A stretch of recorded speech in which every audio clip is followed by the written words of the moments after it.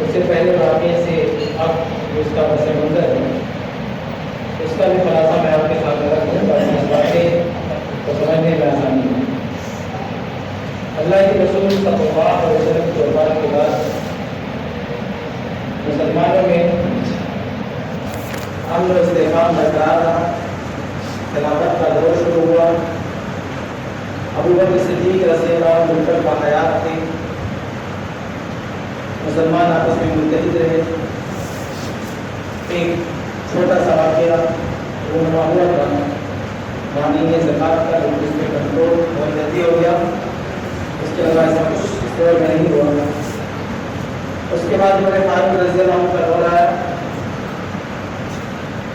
اور عمر فاروق رضی اللہ عنہ کے دور میں بھی مسلمانوں میں آپس میں کوئی انتشار اور کوئی تصادم نہیں ہوا، بلکہ عمر فاروق رضی اللہ عنہ کی ایک خاص بات کی تفصیلات آپ سن چکے ہیں۔ خاص بات ان کے اندر یہ تھی کہ فتنوں کے لیے بند دروازہ، ایک حدیث میں اللہ کے نبی صلی اللہ علیہ وسلم نے باقاعدہ اس کی وضاحت بھی فرمائی، تو فتنوں کے لیے بند دروازہ، جب تک وہ باحیات تھے پورے عالم اسلام میں کہیں بھی کسی فتنے میں سب نہیں پائے۔ اور کسی انسان کی کیا وجہ ہے کہ وہ شخصیت ہے جنہیں دیکھ کے شیطان بھی بھاگ جاتا ہے، تو اس لیے ان کے دور میں کوئی فتنہ رکنا نہیں۔ ان کی وفات کے بعد، ان کی شہادت کے بعد عثمان رضی اللہ عنہ کا دور آیا، اور عثمان رضی اللہ عنہ بہت ہی بولے بھلے، سیدھے، شریف، انتہائی رحم دل انسان، اور ان کی شرافت کا، ان کی رحم دلی کا لوگوں نے ناجائز فائدہ، اور ہر دور میں ایسے ہی ہوتا ہے، تو لوگ شرافت کو بیوقوفی سمجھتے ہیں، کسی کی شرافت کو کمزوری سمجھتے ہیں، اس کا ناجائز استعمال کرتے ہیں۔ تو جس طرح سے عمر فاروق رضی اللہ عنہ بہت ہی سخت تھے، جلالی تھے، اس کے مقابلے میں عثمان رضی اللہ عنہ انتہائی نرم دل تھے۔ اللہ رب العالمین نے بہت ہی رحم دل، جو ہے رحمت کرنے والا، شفقت کرنے والا دل ان کا رحم کرتا ہے۔ اللہ کے رسول صلی اللہ علیہ وسلم کے دور میں جب بھی مسلمانوں پر کوئی آفت آئی، ان کو مالی تعاون کی ضرورت پڑی، عثمان رضی اللہ عنہ بڑھ چڑھ کے تعاون کیا، مسجد نبوی کی تعمیر میں تعاون کیا، مہنگائی بڑھی، لوگ بھوکے مر رہے تھے، اس وقت عثمان رضی اللہ عنہ نے بڑھ چڑھ کے تعاون کیا، لوگ پیاسے مر رہے تھے، پینے کے لیے پانی نہیں تھا، عثمان رضی اللہ تعالیٰ نے پورا کنواں خرید کے دیا، بہت خدمات بنی، بہت تعاون کیا عثمان رضی اللہ عنہ۔ اللہ نے ان کو دولت عطا کی، امیر، انہوں نے اپنی پوری دولت، اپنا پورا خزانہ لوگوں کی تسکین کے لیے، لوگوں کے آرام کے لیے قربان کر دیا۔ یہ جب خلیفہ بنے عثمان رضی اللہ عنہ انتہائی نرم، انتہائی شرمیلے، باحیا، جن سے فرشتے بھی شرم کریں، یہ عثمان رضی اللہ عنہ، ان کی اس شرافت کا لوگوں نے ناجائز فائدہ اٹھایا اور ان پر الزامات لگانے شروع کر دیے۔ یہ اسلام کے مخالفین تھے، جن کا مقصد یہ تھا کہ کسی طرح مسلمانوں میں پھوٹ ڈالو، ان کو آپس میں لڑاؤ، ان کی طاقت کمزور کرو، ان کی دعوت اور اصل جو مخالفت تھی اسلام کی دعوت سے یہ رک جائے، یہ لوگ کمزور ہو جائے، ان کا معاملہ آگے نہ بڑھے۔ اس میں ان لوگوں نے عثمان رضی اللہ عنہ کی شرافت میں حوصلہ پایا کہ اب ہم بہت کچھ کر سکتے ہیں، چنانچہ انہوں نے سازشیں کرنا شروع کر، اور عثمان رضی اللہ عنہ پر عجیب و غریب الزامات کر رہے ہیں۔ ایک پکا سچا مسلمان تصور بھی نہیں رہا، اور ہمیں تو شرم آتی ہے کہ اپنی زبان پر الزامات کو دہرائیں۔ مطلب اگر آپ عثمان رضی اللہ عنہ کی سیرت پڑھ لیں، ان کی پوری زندگی پڑھ لیں، تو جو الزامات لوگوں نے لگائے ہیں ان کو نقل کر کے ان زبان کا ہم الزام نہیں لگا رہے ہیں، ہم صرف یہ کہہ رہے ہیں کہ لوگوں نے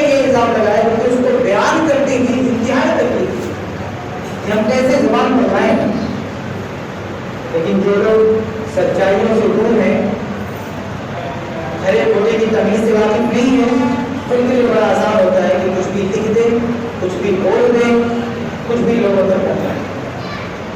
بہرحال میں زیادہ تفصیل میں نہیں جاؤں گا۔ عثمان رضی اللہ عنہ کی مخالفت کرتے کرتے یہ لوگ اتنے آگے بڑھے کہ ان کے قتل کی پلاننگ کرنے لگی کہ ان کو قتل کیا جائے، مسلمانوں میں پھوٹ ڈالا جائے۔ اور قتل کرنے کے بعد جو خلافت ایک بہت بڑا مرکز تھا مسلمانوں کے اتحاد کا، ایک بہت بڑی طاقت تھی مسلمانوں کی، اس خلافت کے نظام کو برقرار کرنا۔ اللہ کی مدد کے بعد وہ سسٹم اللہ کے نبی صلی اللہ علیہ وسلم مسلمانوں کو دیا تھا۔ خلافت کا مطلب جہاں کہیں بھی مسلمان ہوں سب کی ایک مرکزی طاقت ہوگی، ایک مرکز کے تحت ہوں گے، یعنی سب ایک ساتھ ہوں گے، سیاسی طور پر سب متحد ہوں گے، اس میں ٹکڑے نہیں ہوں گے۔ تو یہ لوگوں کو برداشت نہیں ہوگا، کیونکہ یہ بہت بڑی بات ہے خلافت، یعنی دنیا میں جہاں بھی مسلمان ہوں سب ایک جھنڈے کی طرف، کیونکہ معمولی بات ہے۔ تو ابو بکر رضی اللہ عنہ کے زمانے ہی سے ان کے ذہن میں بات کرتے ہیں کہ اس نظام کو، اس سسٹم کو ختم کرنا، اور اس کے لیے انہوں نے عثمان رضی اللہ تعالیٰ عنہ پر الزامات لگائے اور ان کو قتل کرنے کی پلاننگ کی کہ ان کو قتل کرنے کے بعد ہم اس کو ہائی جیک کر لیں خلافت کے نظام کو، اور ہم اپنی مرضی سے اس کو چلائیں۔ چنانچہ انہوں نے عثمان رضی اللہ عنہ کے خلاف الزامات لگائے اور ان کو خلافت چھوڑنے کی بات کرنے لگے، کیا ہٹیں، آپ خلافت کے لائق نہیں ہیں، وغیرہ وغیرہ، یہاں تک کہ ان کے قتل کے بھی ڈرتے ہوئے۔ امیر معاویہ رضی اللہ عنہ جو شام کے امیر تھے اور حکومت و سیاست میں بڑا گہرا تجربہ رکھتے تھے، انہوں نے خطرے کی وہ سن لی کہ عثمان رضی اللہ عنہ جو مسلمانوں کی، پوری دنیا کے مسلمانوں کے خلیفہ وقت ہیں، ان کی جان خطرے میں۔ تو امیر معاویہ رضی اللہ عنہ رشتہ دار بھی تھے، اموی خاندان کے تھے، رشتہ داری بھی تھی، ہمدردی تھی اور خلیفہ تھے، ہر لحاظ سے انہوں نے اپنی ذمہ داری محسوس کی کہ عثمان رضی اللہ عنہ کو جو خطرہ درپیش ہے اس کے لیے ہمیں کچھ کرنا چاہیے۔ تو امیر معاویہ رضی اللہ تعالیٰ عنہ نے عثمان رضی اللہ عنہ کو خط لکھا، پیغام دیا اور کہا کہ مدینہ میں آپ کی جان کو خطرہ ہے، اور میں یہ چاہتا ہوں کہ ایک اسپیشل فورس، میں اپنی ایک تربیت یافتہ فوج مدینہ میں بھیج دوں، وہ آپ کی جان کی حفاظت کرے، ورنہ مجھے ڈر ہے کہ لوگ آپ کو قتل کر لیں گے۔ وہاں کے لوگوں کا مجھے بھروسہ نہیں ہے کہ وہ آپ کی حفاظت کرنا ہے، لیکن میری جو تربیت یافتہ فوج ہے وہ آپ کے تحفظ کے لیے کافی ہوگی۔ عثمان رضی اللہ عنہ نے کہا کہ میری جان اتنی قیمتی نہیں ہے کہ اس کے تحفظ کے لیے اتنا بڑا خرچہ ہو کہ ایک مستقل اور ایک خاص فوج آ کے میری نگرانی کرے، میری حفاظت کرے، مجھے اس کی ضرورت نہیں۔ تو جو سیکورٹی دے رہے تھے امیر معاویہ، اس کو انہوں نے ایکسپٹ نہیں کیا، رد کر دیا اور کہا کہ ابھی ہم مسلمانوں کے ساتھ رحمدلی کا معاملہ کرتے ہیں کہ اس کے پیچھے اتنا خطرہ اور خرچ ہوگا، حکومت کا سرمایہ لگے گا، تو وہ مناسب نہیں ہے۔ تو عثمان رضی اللہ تعالیٰ نے اسے منظور کیا۔ نتیجہ یہ ہوا کہ ان کی حفاظت کا کوئی بہت زیادہ مضبوط بندوبست نہیں ہو پایا، اور یہ مخالفین عثمان رضی اللہ عنہ کے مخالفین، جن کا سردار عبداللہ ابن سبا تھا، ابن سبا ایک یہودی شخص تھا، اس نے پوری ٹیم بنائی تھی، پوری سازش کی۔ اس میں کچھ لوگوں کو لے کر عثمان رضی اللہ تعالیٰ عنہ کے گھر میں زبردستی گھس گیا اور بہت ہی بے دردی سے لوگوں نے عثمان رضی اللہ عنہ کو شہید کر دیا۔ عثمان رضی اللہ عنہ کی شہادت کے بعد انہی لوگوں نے بڑھ چڑھ کے علی رضی اللہ تعالیٰ عنہ کو خلیفہ بنایا۔ اس میں کچھ صحابہ کرام رضی اللہ عنہ بھی تھے، وہ بھی اس بات سے متفق تھے کہ اپنے خلیفہ علی رضی اللہ عنہ ہونے چاہیے، لیکن یہ جو عثمان رضی اللہ عنہ کے قاتلین تھے، ان کا مقصد یہ تھا کہ علی رضی اللہ تعالیٰ عنہ کو ہم خلیفہ بنائیں گے اور بعد میں ہم جو خلافت کا کنٹرول ہے وہ اپنے ہاتھ میں لے لیں گے۔ اس لیے ان لوگوں نے جو عثمان رضی اللہ عنہ کے زبردست مخالفین تھے، انہوں حمایت کی، بڑھ چڑھ کے بیعت کی، لوگوں نے جا جا کے لوگوں کو پکڑ پکڑ کے بیعت کرائی علی رضی اللہ تعالیٰ عنہ۔ اور پھر جو عثمان رضی اللہ عنہ کے اختلافات تھے اس کو دہراتے ہوئے علی رضی اللہ تعالیٰ عنہ سے مطالبات کرتے گئے، عہدے مانگتے گئے، اور پھر ان کو نہ صرف یہ کہ علی رضی اللہ عنہ کی قریب ہوئے بلکہ کئی قاتلین میں عثمان بہت سارے عہدوں پر بھی فائز ہو گئے۔ علی رضی اللہ تعالیٰ عنہ نہیں چاہتے تھے کہ ان لوگوں کو عہدے دیے جائیں، ان لوگوں کو کوئی خوشی ملے، لیکن حالات ایسے تھے کہ وہ بہت زیادہ ایکشن نہیں کر سکتے، آگے بڑھ کے کارروائی نہیں کر سکتے۔ اس صورتحال میں دیکھ کر صحابہ کرام کی ایک جماعت کو منتبہ کہ جس گروہ نے عثمان رضی اللہ عنہ کو قتل کیا ہے وہ دندناتا گر رہا ہے، نہ صرف یہ کہ آزاد گر رہا ہے بلکہ وہ حکومتی معاملات میں دخل اندازی کر رہا ہے، اور سب سے بڑی بات یہ کہ حکومتی عہدوں پر جا کے بیٹھ گیا ہے۔ تو مسلمانوں کی جماعت نے بہت بڑا خطرہ محسوس کیا اور انہوں نے علی رضی اللہ عنہ سے مطالبہ کیا کہ یہ جو قاتلین عثمان ہیں ان کو سزا دیں، ان کو بغیر احتساب قتل کیا جائے، کیونکہ اسلام میں خون کا بدلہ خون ہے، ایک تو عمومی اصول ہے اسلام میں خون کا بدلہ خون ہے، اور ایک خاص عثمان رضی اللہ عنہ سے منسوب روایت تھی کہ اللہ کے نبی صلی اللہ علیہ وسلم کے دور میں ایک بار یہ افواہ اڑ گئی، یہ خبر آ گئی کہ عثمان رضی اللہ عنہ قتل کر دیے گئے، تو باقاعدہ اللہ کے نبی صلی اللہ علیہ وسلم نے صحابہ کو اکٹھا کر کے یہ عہد دیا کہ ہم ان کے قاتلین کا بدلہ لیں گے، ہم قصاص لیں گے۔ تو گویا کہ عثمان رضی اللہ عنہ کے خون کا قصاص کا مطالبہ کرنا یہ اللہ کے نبی صلی اللہ علیہ وسلم کی سنت سے ثابت ہے۔ تو صحابہ کرام نے ایک تو قصاص کا مطالبہ کیا، دوسرا یہ فکر دامن دین کے اوپر کہ کہیں خلافت کے معاملات میں ان لوگوں کا دخل ہو گیا تو پورا نظام خراب ہو جائے گا، اس لیے اما عائشہ رضی اللہ عنہ کا ایک گروہ تھا، ان کے ساتھ صحابہ کرام کی جماعت تھی، ان لوگوں نے علی رضی اللہ عنہ سے مطالبہ کیا کہ یہ جو آپ کے ساتھ نظر آتے ہیں یہ عثمان کے قاتل، آپ ان کو قتل کریں عہدے سے ہٹائیں۔ علی رضی اللہ تعالیٰ عنہ نے کہا ٹھیک ہے عثمان کے قاتلوں کا بدلہ لیا جائے گا، لیکن ابھی ہماری کوشش میں کمزور ہے، آپ سب نے مل کے ہمارا ساتھ دے، ہم آگے یہ کارروائی کرنے کے لیے تیار ہیں۔ لیکن میں ہم عائشہ رضی اللہ عنہ کا گروہ اور علی رضی اللہ عنہ کا گروہ یہ آپس میں آمنے سامنے بات نہیں کر سکتے تھے، بیچ میں کچھ ایسے ممکن اور ایسے سازشی تھے جو ادھر کی بات ادھر لے جاتے ہوئے اپنی طرف سے بہت نمک مل لگا دیا کرتے تھے۔ میں زیادہ تفصیلات نہیں ہوں گا کیونکہ ایسا مجھے حاصل مسئلہ آپ کے سامنے پیش کرنا ہے۔ خلاصہ یہ کہ دونوں گروہوں کو اتنا ایک دوسرے کے خلاف بنایا گیا کہ دونوں لڑائی پر آمادہ ہو گئے، اور یہ مسلمانوں میں پہلی بار آپس میں لڑائی ہوئی جس کو جنگ جوہر کہا جاتا ہے۔ ایک طرف ہم عائشہ رضی اللہ عنہ کا گروہ ہے، دوسری طرف علی رضی اللہ عنہ کا گروہ ہے، لوگوں نے آپس میں سازش کر کے مسلمانوں کو لڑا دیا، حالانکہ دونوں لڑنا نہیں چاہتے۔ اس کے بعد میں ایک اور دور آیا کہ علی رضی اللہ عنہ اور امیر معاویہ رضی اللہ عنہ کے بیچ میں دوبارہ ایک لڑائی ہوئی، دونوں طرف صحابہ کرام تھے جس کو جنگ سفین کہا جاتا ہے، اس کی تفصیلات پیش نہیں کر سکتا، لیکن بہرحال یہ دو لڑائیاں ہوئی مسلمانوں کے آپس میں، ان دو لڑائیوں کے نتیجے میں بہت سارے مسلمان شہید ہو گئے، بہت بڑے بڑے صحابہ شہید ہو گئے، اور اسلام تو علمی اعتبار سے بھی اور سیاسی اعتبار سے بھی کافی خسارے ہوا، بڑی بڑی شخصیات شہید ہو گئی۔ اللہ کے نبی صلی اللہ علیہ وسلم نے جن صحابہ کو اسی دنیا میں جنت کی بشارت دی تھی، طلحہ رضی اللہ عنہ، زبیر رضی اللہ عنہ، یہ اتنے بڑے بڑے صحابہ اسی دنیا میں شہید ہو گئے، اسی دنیا میں شہید ہو گئے۔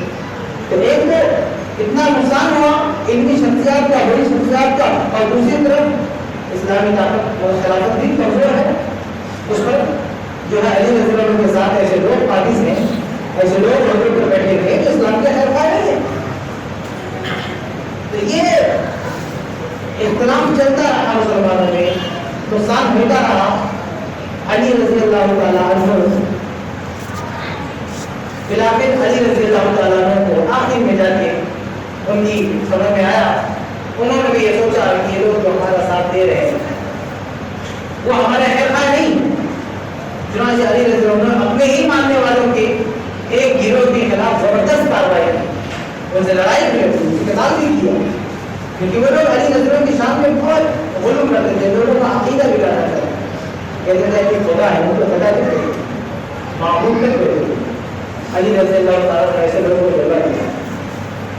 بعد میں جب لوگوں کو پتا چلا کہ علی رضی اللہ ہمارے کنٹرول میں نہیں آ رہے ہیں، ہم نے عثمان رضی اللہ کو شہید کر کے جو نئی حکومت بنائی ہے، ہمارا مقصد یہ تھا کہ ہمارے اشاروں پر چلے، اور انہوں نے کافی فائدہ بھی اٹھایا، مسلمانوں کو لڑایا، لیکن آخر میں علی رضی اللہ تعالیٰ نے ان کے خلاف ایکشن لینا شروع کیا، ان کے خلاف کارروائی کرنا شروع کیا۔ انہوں نے کہا یہ تو ہمارے خلاف کارروائی کر رہے ہیں، اس لیے ان لوگوں نے سازش کر کے پلاننگ کر کے جس طرح سے عثمان رضی اللہ کو قتل کیا تھا، ٹھیک اسی طرح سے علی رضی اللہ کا بھی کام کرنا ہے۔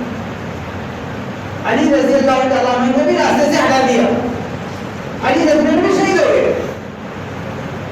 علی رضی اللہ عنہ کے بعد انہی لوگوں نے ان کے بیٹے حسن رضی اللہ تعالیٰ عنہ کو اگلا خلیفہ منتخب کیا اور کہا کہ اب اے حسن آپ آئیے، ہم آپ سے بیعت کرتے ہیں اور اپنے والد کا ادھورا کام اب آپ پورا کریں گے۔ ادھورا کام کیا تھا؟ ادھورا کام وہ یہ سمجھ لیتے کہ یہ امیر معاویہ رضی اللہ تعالیٰ عنہ سمیت صحابہ کرام کی ایک جماعت، مسلمانوں کا ایک بہت بڑا گروہ، بلکہ ایک پورا اسلامی اسٹیٹ، شام، پورا ایک صوبہ، یہ علی رضی اللہ کی خلافت کو تسلیم نہیں کر رہا تھا، تو علی رضی اللہ نے ان سے لڑائی کری۔ تو اب حسن سے کہا جا رہا ہے رضی اللہ عنہ کہ اب آپ ان سے لڑیں اور ان کو اپنی حکومت میں شامل کریں۔ حسن رضی اللہ عنہ سمجھ گئے، پہلے بھی سمجھ گئے، اپنے والد کو بھی روک رہے تھے کہ لڑائی جھگڑا مت کریں، اختلافات کو کسی طرح بات چیت سے حل کریں، یہ اپنے والد کو منع کر رہے تھے۔ اب ان کے ہاتھ میں خلافت آئی اور انہوں نے ماضی کی طلب نہیں کیا، لوگوں نے ان کو خلیفہ بنایا، اور خلیفہ بنتے وقت انہوں نے کہا کہ اگر تم لوگ مجھے خلیفہ بنا رہے ہو تو ایک بات کا عہد کرو کہ میں جو کچھ کہوں گا تمہیں کرنا پڑے گا، میں اگر خلیفہ بن گیا، میں امیر بن گیا تو میری اطاعت کرنی پڑے گی، اس بات پر بیعت کرو، میں جو کچھ کہوں گا تمہیں کرنا پڑے گا۔ حسن رضی اللہ کے ماننے والوں نے وعدہ کیا کہ جو آپ کہیں گے ہم کریں گے۔ حسن رضی اللہ عنہ چونکہ پہلے سے بولتے نہیں چاہتے تھے، لڑائی جھگڑے سے کافی دور تھے، اب ان کے ہاتھ میں حکومت آئی، وہ خلیفہ بن گیا، ان سے کہا گیا کہ آپ چلے امیر معاویہ سے لڑے اور ان سے لڑائی کریں۔ تو حسن رضی اللہ عنہ نے کوئی لڑنا ہو کے اعتماد نہیں کیا، ٹھیک ہے جو سمجھ میں آتا ہے کرتے ہیں، لیکن تم لوگ میری اطاعت کرو گے، میری مخالفت نہیں کرو گے۔ چنانچہ حسن رضی اللہ عنہ امیر معاویہ کے پاس اپنی پوری ٹیم کے ساتھ پہنچتے ہیں اور وہاں پہنچنے کے بعد کہتے ہیں امیر معاویہ ہم لوگ آپس میں بہت لڑ چکے، ہمارا بہت نقصان ہو چکا ہے، اب یہ سلسلہ اور آگے نہیں بڑھنا چاہیے، اس لیے میں خلافت سے دستبردار ہوتا ہوں، میں یہ کرسی خود چھوڑتا ہے اور آپ کو سونپتا ہوں کہ آپ طرح پورے عالم اسلام کی خلافت حکومت سنبھالیں گے، مجھے حکومت نہیں چاہیے، مجھے خلافت نہیں چاہیے۔ امیر معاویہ رضی اللہ عنہ کے حوالے کر دیا خلافت کا پورا نظام۔ اس طرح سے پوری امت جو ابھی تک لڑتی آ رہی تھی آپس میں، فروزی قتل خون ہو رہا تھا، وہ سب ختم ہو گیا، پوری امت متحد ہو گئی، ایک پلیٹ فارم پہ آ گئی، ایک جھنڈے تلے آ گئی، مسلمان اتنا خوش ہوئے۔ حسن رضی اللہ عنہ کے اس اقدام سے اس سال کو عام الجماعہ کا نام ہے کہ یہ اجتماعیت کے ساتھ کا سال ہے، اور اللہ کے نبی صلی اللہ علیہ وسلم نے اسی مبارک موقع کی پیش گوئی اپنی حیات میں کی۔ ایک مرتبہ حسن رضی اللہ تعالیٰ عنہ کو اللہ کے نبی صلی اللہ علیہ وسلم نے اٹھا کے فرمایا تھا کہ یہ میرا بیٹا تو مسلمانوں کے دو گروہوں کو ملائے گا، دو گروہ جو ایک دوسرے کے خلاف کریں، مخالفت کریں گے، انہیں صلح کرائے گا۔ یہ اللہ کے نبی صلی اللہ علیہ وسلم نے اپنی حیات میں کہا تھا، اپنی زندگی میں کہا تھا۔ اور جب حسن رضی اللہ تعالیٰ عنہ نے امیر معاویہ سے ہاتھ ملایا، حکومت کی پوری ذمہ داری انہیں سونپ دی اور خود الگ ہو گئے، تو ان کے اس اقدام کو دیکھ کر صحابہ کرام نے کہا کہ یہ وہی موقع ہے، یہ وہی بات ہے جس کی پیشن ہوئی اللہ کے نبی نے کی۔ یعنی حسن رضی اللہ عنہ کے اس اقدام کو اللہ کے نبی نے بھی سراہا تھا پہلے سے اپنی زندگی میں. اور صحابہ کرام نے جب اپنی آنکھوں سے دیکھا تو کا عقیدہ اور محکوم ہوا کہ اللہ کے نبی کی پیشگوئی پوری ہوئی اور اس طرح سے امت کا اتحاد ہو گیا. لیکن جو لوگ حسن رضی اللہ عنہ کے ساتھ تھے انہیں بڑی تکلیف تھی کیونکہ ان کی ساری تمناؤں میں پانی گر گیا. وہ لوگ مسلمانوں کو آپس میں لڑانا چاہتے تھے لیکن لڑائی کے بجائے سلح ہوگی بڑے ناراض ہوئے بہت غصہ ہوئی. یہ تو لینے کے دینے پڑ گئے ہم تو ابھی ان کے ابا کو لے کر مسلمانوں میں لڑائیاں کرا رہے تھے اور جب ان کے ابا کام کے لائق نہیں رہ گئے یعنی ہماری بات نہیں مانے تو ہم نے ان کو چنا اب یہ بھی ہمارے خلاف تھے. تو انہوں نے کیا کیا حسن رضی اللہ کے ساتھ وہی کیا جو کہ ابا کے ساتھ کیا ان کو زہر دے دیا خاموشی سے اور ان کو کھل کے ان پہ حملہ نہیں کر سکے کیونکہ حکومت سنی طور سے امیر معاویہ رضی اللہ کے ساتھ ہوئی.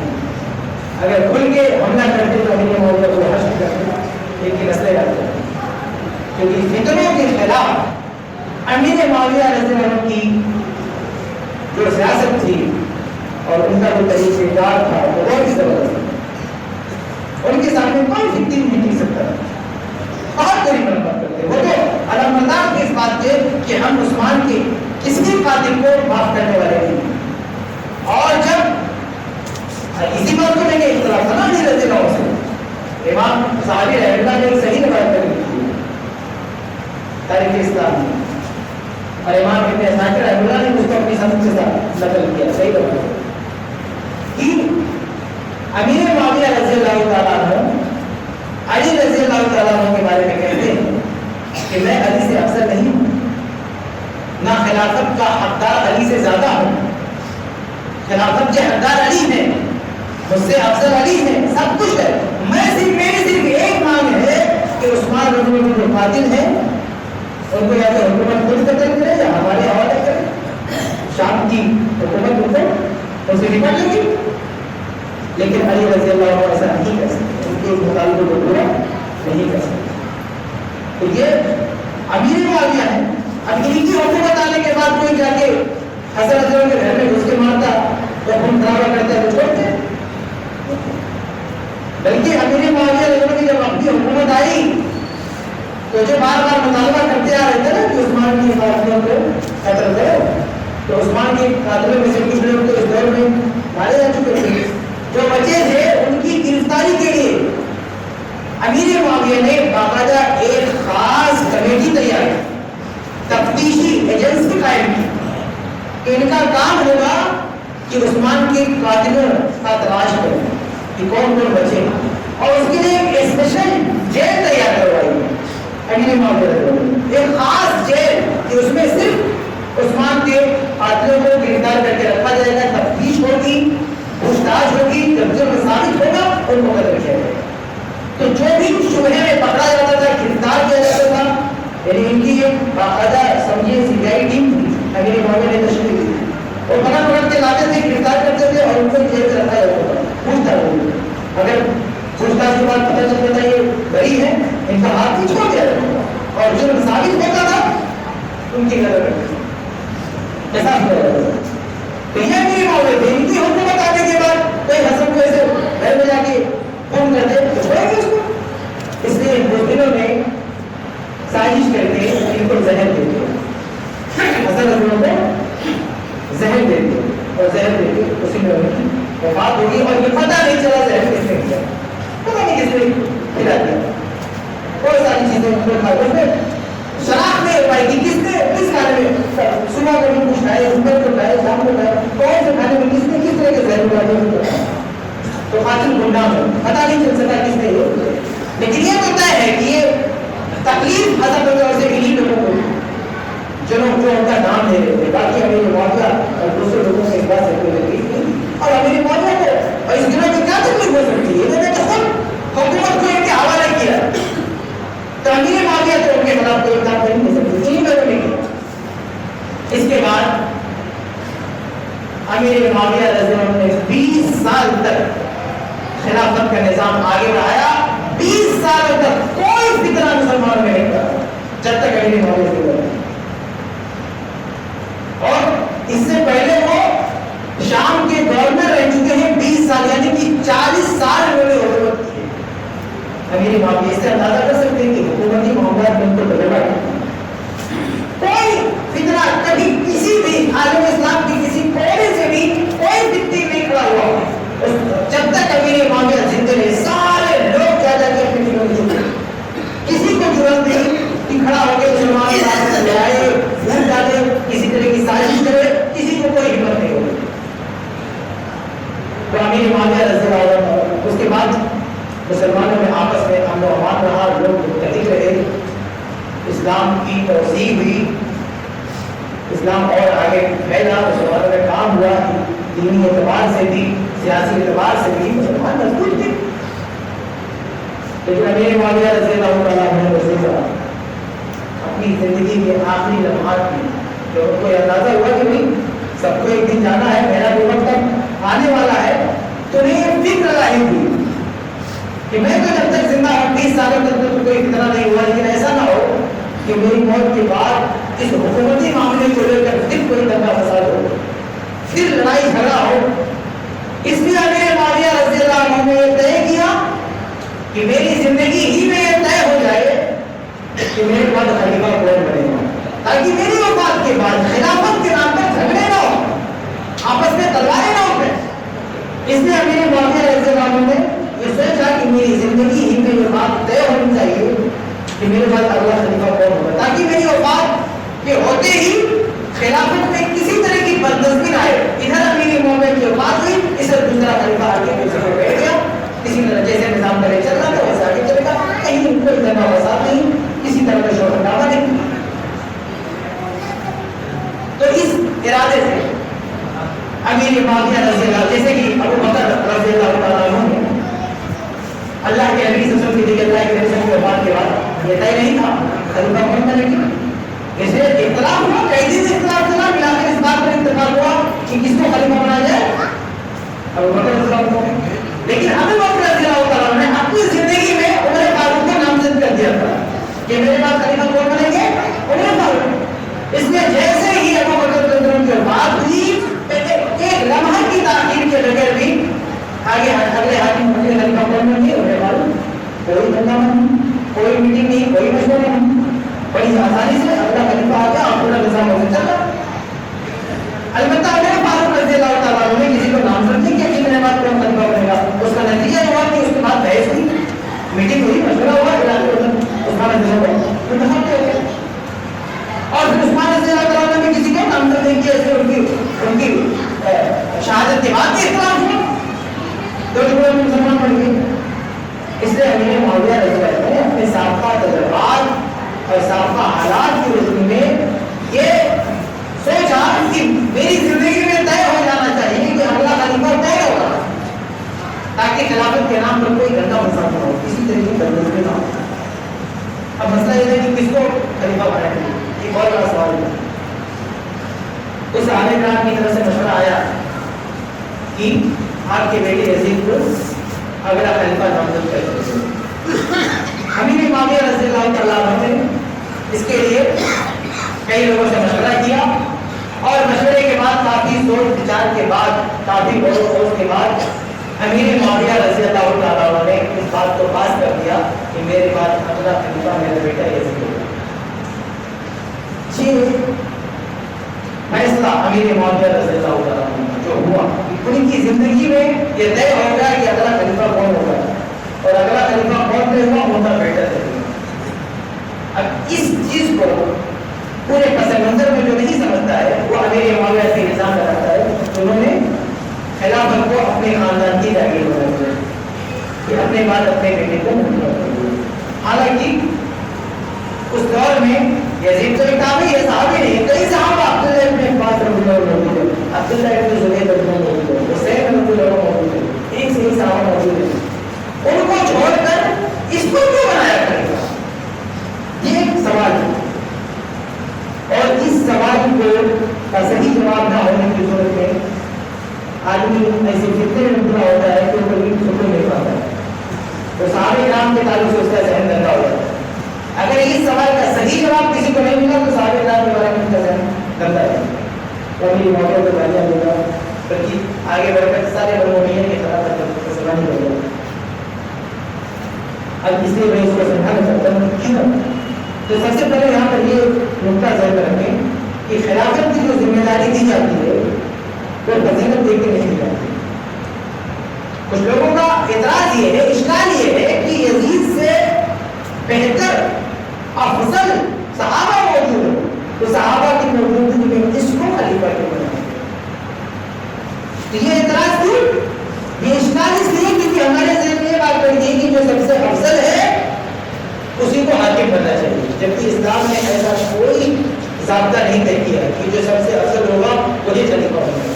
کوئی ایسی بات نہ قرآن کی کسی نص میں ہے نہ اللہ کے نبی صلی اللہ علیہ وسلم کی کسی حدیث میں کہ جو سب سے افضل ہوگا وہی خلیفہ بنے گا. یہ کہیں نہیں.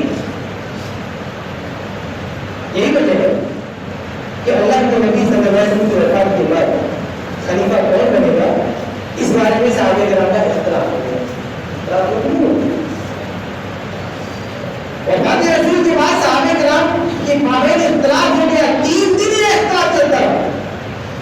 3 دن یہ مسئلہ نہیں حل ہو رہا تھا کہ ہم کس کو خلیفہ بنائے. حالانکہ صحابہ کرام کا اس بات پر اتفاق تھا کہ نبی کے بعد سب سے افضل جو شخصیت ہے وہ ابو بکر صدیق رضی اللہ عنہ. اس میں سارے صحابہ کرام کا اتفاق. تو اگر اسلام نے یہ ضابطہ دیا ہوگا کہ جو سب سے افضل ہوگا وہی خلیفہ بنے گا تو وفات رسول کے بعد ایک لمحہ تاخیر کیے بغیر ابو بکر صدیق کو خلیفہ بنا دیا جائے گا، کیونکہ ان کے سب سے افضل ہونے میں کسی کا اختلاف نہیں تھا. لیکن ایک طرف پوری امت کا یہ ماننا ہے کہ نبی کے بعد ہمارے بیچ میں سب سے افضل ابو بکر صدیق موجود ہے، اس کے باوجود بیٹھ کے میٹنگ کرنا ہے کہ خلیفہ کس کو بنائے. یہ صحابہ کرام کا مشورہ دلیل ہے اس بات کی کہ خلافت فضیلت دیکھ کے نہیں دی جاتی بلکہ فضیلت کے ساتھ اہلیت بھی دیکھی جاتی ہے. فضیلت کے ساتھ اس کی طاقت دیکھی جاتی ہے، اس کی اہلیت دیکھی جاتی ہے، اس کی خاصیت دیکھی جاتی ہے. یہ شخص اس اتنی عظیم ذمہ داری میں نبھا سکتا ہے کہ نہیں نبھا سکتا. تو صحابہ کرام نے غور و فکر کیا تو پتہ چلا کہ ابو بکر صدیق رضی اللہ تعالیٰ عنہ جس طرح سے فضیلت میں سب سے آگے ہیں ایسے اہلیت اور صلاحیت میں بھی ان سے بہتر کوئی نہیں. تو جب صحابہ کرام کا اس نقطے پر اتفاق ہوا کہ اہلیت کے اعتبار سے ابو بکر صدیق رضی اللہ تعالیٰ عنہ سب سے موضوع ہے تو انہوں نے ابو بکر صدیق رضی اللہ کا نام کر دیا. تو ان کی فضیلت دیکھ کے نہیں، ان کی اہلیت دیکھ کے، ان کی صلاحیت دیکھ کے. تو سب سے پہلے ہمارا ذہن اس نقطے پر صاف ہونا چاہیے کہ خلافت فضیلت دیکھ کے نہیں دی جاتی ہے بلکہ خلافت اہلیت اور صلاحیت اور قابلیت دیکھ کے دی جاتی ہے. یہ ہوتا ہے. اب اس اعتبار سے اگلا خلیفہ کون ہونا چاہیے جس کو بھی طے کیا جاتا ہے اس کی ذمہ داری کیا ہے.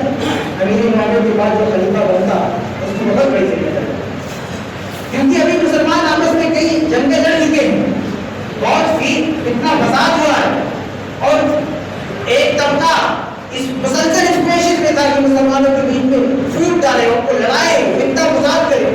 تو اب جس کو بھی اگلا خلیفہ بنانا تھا اس کی یہ ذمہ داری ہوتی کہ وہ اس اتحاد کو برقرار رکھتا اور جو فتنہ پروڑوں کی سازشیں ہیں اس سے نپٹنے کی پوری صلاحیت رکھتا. ایسے آدمی کی تلاش کی امیر معاویہ کے بعد کون ہو سکتا ہے جو اس اتحاد کو باقی رکھے اور فتنوں کا مقابلہ کرنے کی طاقت رکھے اور اسے لوگوں کا سپورٹ اور تعاون بھی حاصل ہو. تو اس اعتبار سے ان کے بیٹے یزید سے بہتر کوئی نہیں ہے.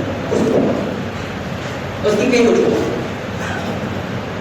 کیونکہ اس وقت پورے عالم اسلام کو لے کر چلنا تھا اور فتنوں کا مقابلہ کرنا تھا اور تجربات بھی ہونے تھے. یہ ساری باتیں ایک ساتھ اگر کسی شخصیت کے اندر ہوئی تو یزید بن معاویہ تھے، باقی کوئی نہیں. باقی دوسرے لوگ بڑے افضل تھے، علم میں، تقوی میں، ہر لحاظ سے افضل تھے، لیکن حکومتی معاملے میں جو صلاحیت یزید کے پاس تھی اور جو سپورٹ انہیں حاصل تھا یہ دو چیزیں کسی اور کے پاس نہیں. دو چیزیں کیا؟ سیاسی معاملات میں تجربہ اور دوسرا لوگوں کا سپورٹ. یہ دو چیزیں یزید بن معاویہ کے پاس تھی جو کسی اور کے پاس نہیں. یہ دونوں چیزیں کا دو سوال. سیاسی معاملے میں مہارت، تو یزید بن معاویہ کے اندر جو سیاسی بصیرت تھی اور اور جو سیاسی صلاحیتیں تھیں، حکومتی صلاحیتیں تھیں، وہ کسی کے پاس نہیں تھی. اس کی وجہ کیا ہے؟ اس کی وجہ یہ کہ یزید جس گھرانے کا تھا وہ گھرانہ برسوں سے حکومت کرتا ہے. یزید کے والد امیر معاویہ 40 سال حکومت کی. سوچیں 40 سال، یعنی 40 سال حکومت کرنے والے باپ کا بیٹا، آپ اندازہ کریں کہ اس کے پاس کتنا تجربہ ہوگا حکومت کا. اس وقت پورے صحابہ کی جماعت میں ایک بھی شخصیت ایسی نہیں تھی جس کے باپ نے 40 سال حکومت کی. کوئی نہیں. کوئی تھا؟ یزید بن معاویہ کے علاوہ کوئی ایک نام تھا کہ جس کے والد نے 40 سال حکومت کی تھی، جس کے گھرانے نے 40 سال حکومت کی تھی، یا جس نے ایسے گھرانے میں سانس لیا ہو جو 40 سال حکومت کر رہا ہو؟ یہ امیر معاویہ کا واحد گھرانہ تھا کہ اس گھرانے میں پلنے بڑھنے والا یزید بن معاویہ تھا جس نے اپنے خاندان کو 40 سال حکومت کرنے دیا. اور امیر معاویہ یہ خاندان بھی، یہ تو میرے یزید بن معاویہ نے اپنے آنکھوں سے دیکھا 40 سال حکومت. اور خود امیر معاویہ رضی اللہ تعالیٰ عنہ کے والد بھی، یعنی یزید کے والد بھی حکومت کیے. اور امیر معاویہ کے والد ابو سفیان رضی اللہ عنہ یہ بھی مکہ کے گورنر تھے. اللہ کے مکہ فتح ہوا تو اللہ کے نبی صلی اللہ علیہ وسلم نے مکہ کی بات کس کے ہاتھ میں دیا؟ اللہ کے نبی صلی اللہ علیہ وسلم کو مدینہ چلے گئے تھے نا. لیکن مکہ کی دیکھ بھال کے لیے مکہ کا حاکم اللہ کے نبی صلی اللہ علیہ وسلم نے جس کو دیکھا امیر معاویہ کے والد تھے ابو سفیان رضی اللہ عنہ. اور جب طے کیا تھا تو ایسا نہیں تھا اس سے پہلے مکہ کے حاکم نہیں تھے، اس سے پہلے وہ مسلمان نہیں تھے، غیر مسلم تھے. اور جب غیر مسلم تھے اس وقت مکہ کے مسلمانوں کی حکومت نہیں. اس وقت جس کی حکومت تھی مکہ کا جو حاکم تھا کون تھا؟ ابو سفیان تھے. یعنی حالت کفر میں بھی ابو سفیان ہی مکہ کے گورنر تھے، مکہ کے حاکم تھے. اور ان کا یہ خاندان بنو امیہ برسوں سے مکہ پہ حکومت کرتے رہا تھا. تو یہ جو بنو امیہ کا خاندان ہے یہ زمانے جاہلیت ہی سے حکومت کرتے آ رہا. امیر معاویہ کا جو خاندان ہے یہ نسل در نسل بادشاہوں کا خاندان ہے، حاکموں کا خاندان ہے. سیاست میں حکومت میں پورا خاندان ماہر ہے.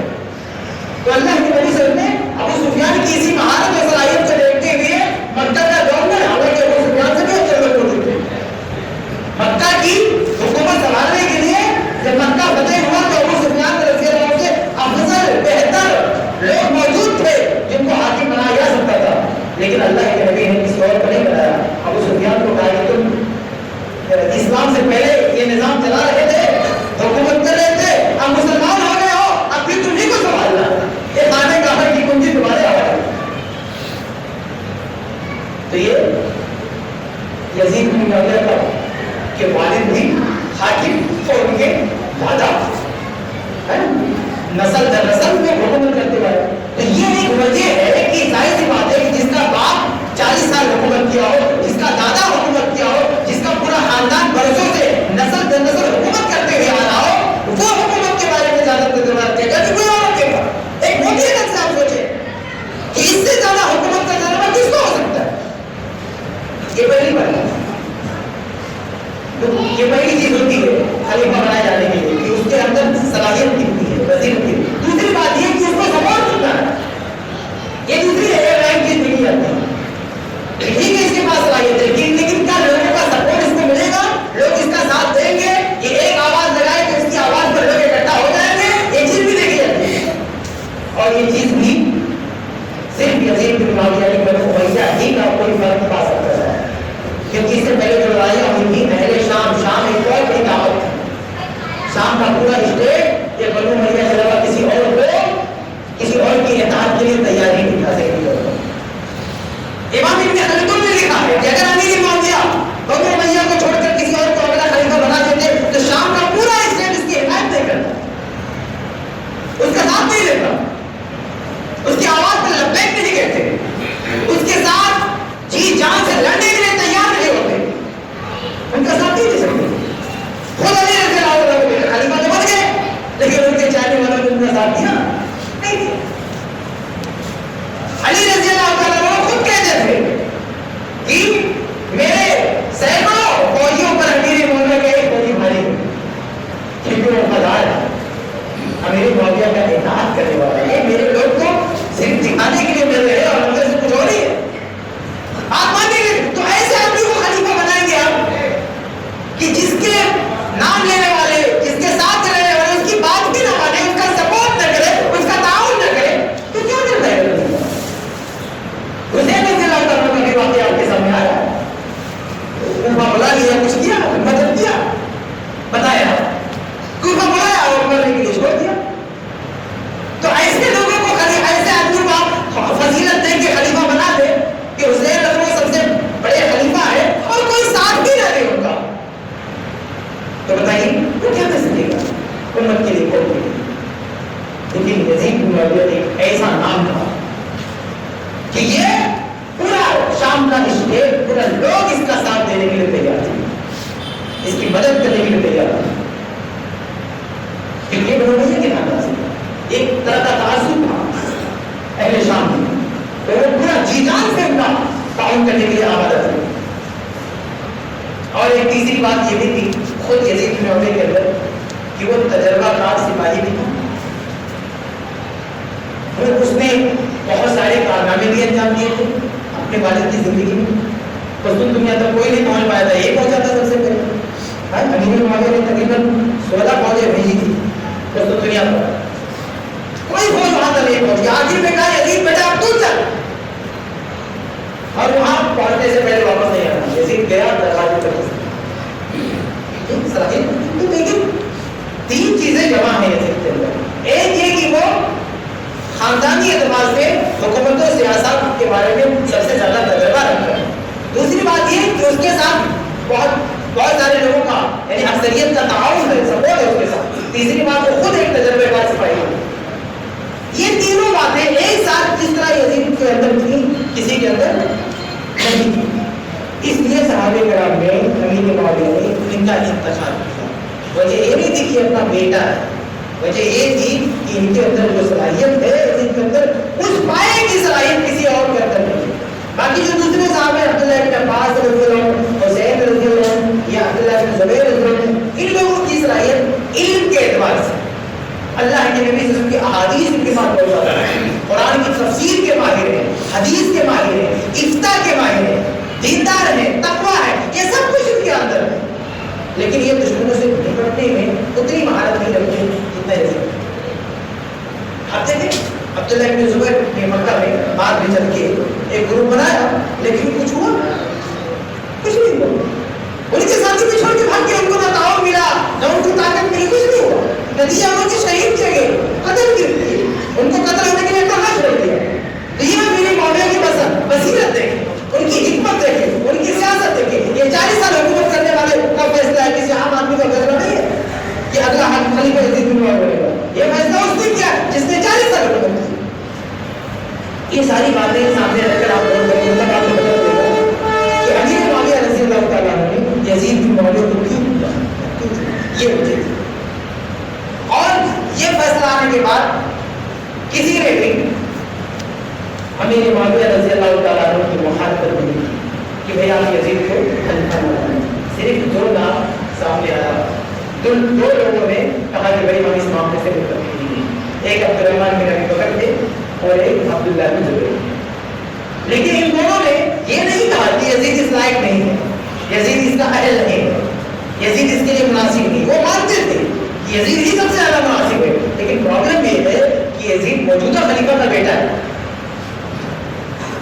اس لیے اگر موجودہ خلیفہ کے بیٹے کو اگر امیر بنایا گیا تو ایسا نہ ہو کہ آگے یہی سلسلہ چل پڑے کہ آج امیر معاویہ کا بیٹا خلیفہ بنا کر یزید کا بیٹا خلیفہ بنے کر اس کا بیٹا خلیفہ بنے تو پوری خلافت ایک خاندان کی لاگے بن کے رہ جائے. تو اس سے ایک غلط سلسلہ شروع ہو سکتا ہے. اس لیے سب بات کے لیے سلسلہ روکا جائے کہ یہ شروعات نہ کی جائے. اس لیے ان لوگوں نے مخالفت کی. اس لیے نہیں مخالفت کی کہ یزید اس لائق نہیں ہے، جسے لوگوں نے مشہور کر دیا یزید فاسق تھا، ایسا تھا ویسا تھا. اس لیے مخالفت اس اندیشے پر ہوئی کہ کہیں ایسا نہ ہو کہ خلافت ملک کی تبدیل ہو جائے. لیکن ایسا امیر معاویہ کا کوئی اندیشہ نہیں تھا. دوسرے صاحب ایک فرضی بات ہے، خیالی بات ہے. اس وقت تو کسی کے لیے نہیں، یعنی مستقبل کا خطرہ محسوس کرتے ہوئے کچھ لوگوں نے مخالفت کی. آئے وقت پر کوئی مسئلہ نہیں تھا. بہرحال عبد الرحمن بن ابی بکر امیر معاویہ کی زندگی ہی میں فوت ہو گئی. باقی صرف ایک ہی مخالف رہے گی عبداللہ بن زبیر. اور ان کی مخالفت کا مطلب نہیں کہ انہوں نے کوئی جلوس نکالا, کوئی ہنگامہ کیا, کوئی گروپ بنایا, نہیں. انہوں نے صرف اپنی رائے دی کہ بھائی مجھے یہ ٹھیک نہیں لگتا. بس رائے دینا, اتفاق نہ کرنا اور جو ہے مزاحمت کرنا, دونوں میں فرق. یعنی عبداللہ بن زبیر نے مشورہ دیا کہ یہ مجھے ٹھیک نہیں لگتا, لیکن یہ نہیں کیا کہ اس کے خلاف کھڑے ہو کے ہنگامہ کرنا, لوگوں کو گروپ بنانا, ٹیم بنانا کہ چلو اس کی مخالفت, یہ سب کچھ نہیں کرتا. بس اپنی ہو رہے. لیکن چونکہ دیگر صحابہ کرام متفق تھے, اس سے ان کو خلیفہ نامزد کر دیا. بہرحال اپنے معاملے میں تصور کر کے ایسے ہو گیا کہ اگلا خلیفہ کون بنے گا؟ یزید بن معاویہ. آگے بڑھتے ہیں. بہرحال وہ وقت آیا کہ امیر معاویہ رضی اللہ عنہ ہو گئی اور یہاں سے کربلا کا واقعہ شروع ہو گیا. سلسان ہجری میں امیر معاویہ فوت ہو گئی, اس دنیا سے چلے گئے. اور جیسا کہ ان کی زندگی میں طے ہو چکا تھا کہ ان کی موت ہوتے ہی خلافت کون سنبھالے گا؟ یزید بن معاویہ سنبھالے گا ان کا بیٹا. تو طے شدہ پروگرام کے مطابق ادھر امیر معاویہ کی وفات ہوئی, ادھر خلیفہ بن گیا یزید بن معاویہ, اور کوئی ہنگامہ, کوئی فتنہ نہیں ہوا. اچھا, اب ان کے خلیفہ بننے کے بعد یہاں سے کربلا کا واقعہ شروع ہوتا ہے. میں اس پورے واقعے کو 5 حصوں میں بات دیتا ہوں تاکہ سمجھنے میں آسان. پہلا حصہ یہ کہ حسین رضی اللہ عنہ یزید کے خلیفہ بننے کے بعد حسین رضی اللہ عنہ مدینہ میں تھے تو کیا ہوا. دوسرا حصہ اس واقعے کا یہ کہ حسین رضی اللہ عنہ جب مکہ آئے تو کیا ہوا. تیسرا اس واقعے کا حصہ یہ کہ حسین رضی اللہ عنہ کوفہ جا رہے تھے تو کیا ہوا. چوتھا حصہ اس واقعے کا یہ کہ حسین رضی اللہ عنہ شام جانے لگے تو کیا ہوا. اور پانچواں حصہ اس واقعے کا یہ کہ حسین رضی اللہ عنہ کربلا میں پہنچے تو وہاں پہ کیا ہوا. یہ اس پورے کربلا کے واقعے کا 5 حصہ ہے. یعنی مکہ مدینہ میں حسین رضی اللہ عنہ کا ہونا, کعبہ میں ہونا, مکہ میں ہونا, کوفہ کے لیے جانا, شام کے لیے جانا اور کربلا میں پہنچنا. یہ 5 مرحلے ہیں اس واقعے. اب ایک ایک مرحلے پہ بات کرتے ہیں. پہلا مرحلہ ہے کہ یزید کے خلیفہ بننے کے بعد حسین رضی اللہ عنہ مدینہ میں تھے تو کیا ہوا. خلیفہ بننے کے بعد اسلام میں دستور ہے کہ لوگوں سے بیعت کی جاتی ہے, اہم اہم لوگوں سے. اس سے یہ عہد و پیمان لیا جاتا ہے کہ یہ آپ کتاب کا اعلان کریں گے. اسلام کا ایک رسم ہے. تو اس رسم کے مطابق جب مدینہ خلیفہ یزید بن معاویہ ہو گئے تو ان سے بیعت دینے لگے. اب مدینہ میں بیعت ہونے لگی یزید کی, لوگوں نے بیعت کرنا شروع کیا. حسین رضی اللہ تعالیٰ عنہ نے اس موقع پر کبھی یہ نہیں کہا کہ میں یزید کو خلیفہ نہیں کرتا. نہ, امیر معاویہ کی زندگی میں لوگوں نے عجیب سا نام پیش کر دیا ہے یزید کے خلاف. میں پورے جو ہے ذمہ داری کے ساتھ یہ کہہ سکتا ہوں, پورے دعوے کے ساتھ یہ کہہ سکتا ہوں کہ آپ احادیث, مصنفات, جوامع, تواریخ, ساری کتابیں چھان ماریے, کوئی ایک بھی صحیح روایت نہیں پا سکتے کہ حسین رضی اللہ تعالیٰ نے یزید کے خلاف ایک لفظ نہیں. غصہ ہونے کی ضرورت نہیں ہے, ناراض ہونے کی ضرورت نہیں, بس ایک روایت لے آؤ, سارے راوی سے کہو, ہم توبہ کرنے کے لیے تیار ہیں. پوری تاریخ طبری چھان مارو, احادیث کا پورا ذخیرہ چھان مارو, صرف ایک روایت جس میں حسین رضی اللہ تعالیٰ عنہ نے یزید کے خلاف ایک جملہ نہیں, ایک لفظ کہا اور سند اس کی صحیح. اب یہ عجیب معاملہ ہے کہ 10 دن تک حسین رضی اللہ عنہ کے زبان سے یزید کے خلاف پڑھا جائے. اور یقین مانیے, آپ تجربہ کر کے دیکھیں, کوئی کتنا بڑا عالم ہو, علامہ, کوئی بھی ہو, کسی بھی مسلک کا ہو, یہ مطالبہ رکھے کہ مجھے ایک روایت لاؤ, صرف ایک روایت جس کی سند صحیح ہو, سارے راوی سے کہا ہو, اور حسین رضی اللہ عنہ نے ایک لفظ بھی یزید کے خلاف بولا نہیں. ہاں, اس کے خلاف اگر یہ کہا جائے کہ کوئی ایسی صحیح روایت ہے جس میں حسین رضی اللہ عنہ نے یزید کی تعریف کی ہو یا ان کی اچھائی کی کوئی بات کی ہو, تو نہ صرف صحیح روایت ہے بلکہ صحیح مسلم کے لیول کی روایت ہے تاریخ کے اندر کہ حسین رضی اللہ عنہ نے یزید کو امیر المومنین کہا, بیعت کرتے آمادگی سے یہ موجود ہے. لیکن اس کے برخلاف اگر یہ کہا جائے کہ حسین رضی اللہ عنہ نے یزید کے خلاف کچھ کہا ہے, کوئی ایک روایت بھی نہیں کہہ سکتا. چاہو تجربہ کر کے دیکھو, پکڑو ایک ایک سے علامہ, صحابہ, چاہے وہ اہل حدیث ہو, چاہے کسی بھی مسلک کا ہو, رجال کا, حدیث کا کتنا بڑا تاریخ کا ماہر ہو, پکڑو پوری دنیا سے کانٹیکٹ کرو. آپ تو واٹس ایپ میں ٹیلی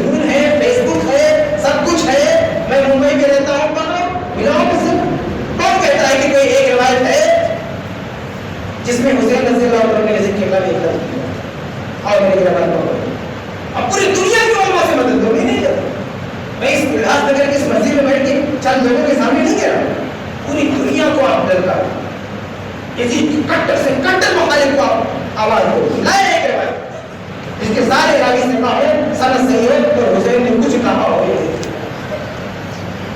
لیکن کیسی کسی کہانیاں لوگوں نے بنایا بہرحال حسین رضی اللہ عنہ مدینہ میں ہے بیعت کے لیے حکام آئے سب سے بیعت کے حسین کے پاس میں پہنچے کہا کہ حسین رضی اللہ عنہ آپ کی بیعت کے موجودہ خلیفہ یزید بنا حسین رضی اللہ سب سے پہلے تو امیر جب ان کو خبر سنائی گئی کہ امیر معاویہ بہت ہو چکے ہیں اور اپنے شدہ پروگرام کے مطابق یزید خلیفہ بن چکے آپ ان کی بیعت کریں تو سب سے پہلے امیر معاویہ نے کہا کہ انا للہ و انا الیہ راجعون کہ اللہ تعالیٰ اس کے بعد دعا کیا کہ اللہ تعالیٰ امیر معاویہ سے راضی اس طرح سے جب خبر سنی امیر معاویہ کی بات کی تو دعا دیا کہ اللہ ان سے راضی ہو ان کی نیکیاں قبول فرمائے اس کے بعد کیا اما کا ساتھ کری من البیت قبل کے الفاظ کہا یہ کبھی کہ اما کا ساتھ کری من البیت یہ رہی ہے بات کہ آپ جو مجھ سے یہ کہہ رہے کہ میں بیعت کروں بیعت کا جو مطالبہ ہے فإن مثلی نہیں ہوتی بیعت اس کے اللہ تو مجھ جیسے آدمی کو چپکے سے تین لوگوں کے بیچ میں بیعت نہیں کرنا چاہیے بلکہ مجھے تو پورے مجموعے میں بیعت کرنا چاہیے تاکہ سب لوگوں کو پتہ چلے یہ کیوں کہا حسین رضی اللہ عنہ انہوں نے نہیں کہا میں بیعت نہیں کروں گا انہوں نے کہا میں بیعت کروں گا اور پورے آن سے کروں گا میں ایک دو لوگوں کے سب کے سامنے کروں گا تاکہ سب کو پتہ چل جائے کہ حسین رضی اللہ عنہ حکومت کے خلاف نہیں اور یہ اپنے والد سے سیکھا تھا حسین رضی اللہ عنہ نے ان کے والد کا بھی یہ ماننا تھا کہ اہل بیت خاندان کی پرمپرا ہے ان کا اصول ہے کہ وہ چپکے سے بیعت نہیں کرتے تھے کیونکہ کتنا پاور جو لوگ ہیں ان کی نگاہ اہل بیت کر رہے تھے وہ ان کا استعمال کر کے کتنا کرتے ہیں اس سے اہل بیت کھلے عام بیعت کرتے تھے تاکہ ان کے نام کو کوئی استعمال نہ کرے جیسے علی رضی اللہ تعالیٰ عنہ کچھ مجبوریوں کے تحت ابو بکر صدیق رضی اللہ عنہ بیعت نہیں کر سکے کچھ دیر تک 6 ماہ تک بعد میں بیعت کرنا ہوا تو یہ نہیں کہا ابو بکر صدیق کے گھر نہیں گئے کہا آئیے بیعت کرتا ہوں بلکہ مسجد میں آئے لوگوں کو اکٹھا کیا جمع کیا اور کہا اے لوگوں میرے تعلق سے باتیں اٹھ رہی ہیں کہ میں موجودہ خلیفہ کو نہیں مانتا ہوں میں سب کے سامنے ابو بکر صدیق رضی اللہ عنہ کی بیعت کرتا ہوں متفق ہے تو علی رضی اللہ تعالیٰ عنہ نے سب کے سامنے سب کو اکٹھا کر کے کیوں بیعت کیا تاکہ لوگوں کے علم میں بات آ جائے کہ علی موجودہ خلیفہ کے مخالف نہیں ہے اسی روش پر چلتے ہوئے اسی نہج پر چلتے ہوئے حسین رضی اللہ تعالیٰ عنہ نے بھی کہا کہ بھائی سب کو جمع کرو میں سب کے سامنے بیعت کرتا ہوں تاکہ کسی کو یہ کہنے کا موقع نہ ملے کہ حسین ان کے خلاف ہے حکام پوچھنے کا بہت اچھی بات ہے ٹھیک ہے ہم اس کا بندوبست کرتے ہیں لوگوں کو اکٹھا کرتے ہیں آپ بیٹھ دیجیے دوسرے دن تاریخ تبلیغ کے الفاظ ہے کہ حسین رضی اللہ عنہ صبح سے شام تک انتظار کرتے ہیں کہ لوگ آئیں بیعت کروں لیکن جو حکام ان کی ذمہ داری تھی بیعت دینے کی وہ ایک دوسرے کیس میں الجھ گئے وہ نہیں آ سکتے پھر آپ جب نہیں آئے تو اگلے دن دوسرے دن حسین رضی اللہ عنہ اپنے پلان کے تحت یعنی اپنی ترجیحات کے تحت مدینہ سے مکہ چلے گئے یہاں پہ یہ واقعہ مرحلہ پہلا اس بات کا پہلا مرحلہ کہ مدینہ میں کیا ہو مدینہ میں تھے ان سے بیعت کا مطالبہ کیا انہوں نے کہا ٹھیک ہے میں تیار ہوں سب لوگوں کو جمع کرو دوسرے دن کا ٹائم کیا دوسرے دن کوئی آیا نہیں اس لیے بیعت نہیں ہو گئی اور اگلے دن وہ اپنے کام سے مکہ آگے بڑھتے ہیں مکہ میں جب آئے تو کیا ہوا یہ اس واقعے کا دوسرا مرحلہ کہ حسین رضی اللہ عنہ مکہ پہنچے تو کیا ہوا مکہ پہنچنے کے بعد کیا ہوا اس پر بات کرنے سے پہلے یہ وضاحت ہو جائے کہ مکہ کیوں آئے یہاں پہ کچھ لوگوں نے حسین رضی اللہ عنہ سے متعلق ایک بدگمانی مشہور کی ان کو ڈر بھی نہیں لگتا ہے کہتے بھی مطلب یہ حسین رضی اللہ عنہ کی تعظیم ہے یا ان کی توہین ہے کہتے وہ بیعت سے بچنے کے لیے بھاگ کے مکہ آ گئے لوگ کہہ رہے تھے نا بیعت کرو تو اس سے بچنے کے لیے تاکہ مکہ آ جائے اور بیعت نہ ہو پائے سوچے کیا حسین رضی اللہ تعالیٰ عنہ کے تعلق سے ایک سچے مسلمان کے اندر اس کی گنجائش ہے کہ ان کے بارے میں سوچے کہ بیعت سے فرار کے لیے بھاگ کے مکہ آ جائے یعنی فرار اختیار کر کے مکہ میں ہے نہیں اس کی کئی وجہ ایک تو یہ کہ اگر بیعت سے بھاگ کے آنا مکہ آنے کا مقصد بیعت سے بھاگنا مقصود ہوتا تو صحابہ اکرام نہیں کرتے کہ میں تیار ہوں وہ نہیں بولتے کہ میں بیعت کے لیے تیار ہوں دوسرے دن بیٹھ کر انتظار نہیں کرتے ساتھ کر کہ آؤ میں بیعت کرنے کے لیے تیار ہوں. بھاگنا تھا تو بیٹھ ایک دن انتظار کیوں کیا؟ پہلی بات. دوسری بات یہ کہ حسین رضی اللہ تعالیٰ عنہ کے اندر کیا اتنی شجاعت نہیں تھی, بہادری نہیں تھی؟ اگر ان کو بیعت نہیں کرنا تھا تو ڈنکی کی طور پر کہتے میں نہیں کروں گا. تو یہ کہنا میں تیار ہوں کہ چپکے سے باہر آنا یہ تو بہادری نہیں ہے, شجاعت نہیں, یہ بزدلی ہے. اور حسین رضی اللہ کا یہ کردار نہیں ہو سکتا. تیسری بات یہ ہے کہ اگر بیعت سے بھاگنا ہوگا تو مکہ تھوڑی جاتا ہے, کہیں اور جاتے ہیں, کیونکہ مکہ میں بھی یزید کے حکام موجود ہیں. جس طرح مدینہ یزید پر چل کے آئے تھے, یزید کے لوگ تھے, یعنی حکومت کے آدمی تھے, وہ کہہ رہے تھے کہ چلو بیعت تو حکومت کے آدمی تو مکہ میں بھی ہے, تو بیعت تو ہر جگہ ہو رہی ہے. پورے عالم اسلام کے ہر شہر میں جو حکام ہیں وہ اپنے اپنے علاقے کے لوگوں سے بیٹھتے ہیں. تو مدینہ سے مکہ آنے کا کیا مطلب؟ مدینہ میں کچھ لوگ بیعت لینے کے لیے موجود ہے تو مکہ میں بھی موجود ہے. اگر یہاں مطالبہ ہو تو مکہ میں مطالبہ ہو سکتا ہے. اس لیے یہ کہنا کہ حسین رضی اللہ عنہ بیعت سے بھاگ کے مکہ آئے تھے, مکہ کیوں آئے تھے؟ اصل وجہ اللہ ہی ہے. لیکن ایک اچھی بات یہ ہو سکتی ہے, ایک اچھی وجہ یہ ہو سکتی ہے کہ اس ٹائم عمرے کا موقع تھا, بہت سارے لوگ عمرہ کرنے کے لیے مکہ سفر کرتے تھے. تو ابھی حسین رضی اللہ کا بھی ایک پہلے سے پروگرام نہ ہوگا کہ عمرہ کرنے جانا ہے, اپنے دیش کا پروگرام ہوتے ہیں تو عمرہ کرنے آ گیا مکہ کھانے کا, تو مکہ کرنے کے لیے لوگ کعبہ جاتے ہیں. حسین رضی اللہ بھی عمرہ کرنے کے لیے مکہ آئے, لیکن اسے لوگوں نے دوسرا کر دیا. بہرحال مکہ میں آئے تو کیا ہو گئے, حسین رضی اللہ مکہ پہنچے اور ابھی بیعت نہیں ہو پائی. تو یہ خبر کسی طرح سے کوفہ والوں کو پہنچ گئی. اب ان لوگوں کو ایک سہارا ملا, ابھی تک تو چپ بیٹھے تھے, امیر معاویہ نے ان کو دبا کے رکھا تھا اور کوئی موقع نہیں ملا تھا کہ کیسے کوئی سازش کرے, لوگوں کو پریشان کرے, مسلمانوں کو آپس میں لڑائے. لیکن جب انہوں نے یہ سنا کہ حسین رضی اللہ عنہ مدینہ سے مکہ آئے ہیں اور بیعت نہیں ہو پائی ہے, تو انہوں نے یہ سمجھا کہ لگتا ہے کہ حسین رضی اللہ عنہ یہ بیعت کے خلاف ہے. اب ان کو سپورٹ دے, ان کو ساتھ مل جائے تو موجودہ حکومت کا تختہ پلٹا جا سکتا ہے, ہماری اپنی حکومت بن سکتی ہے.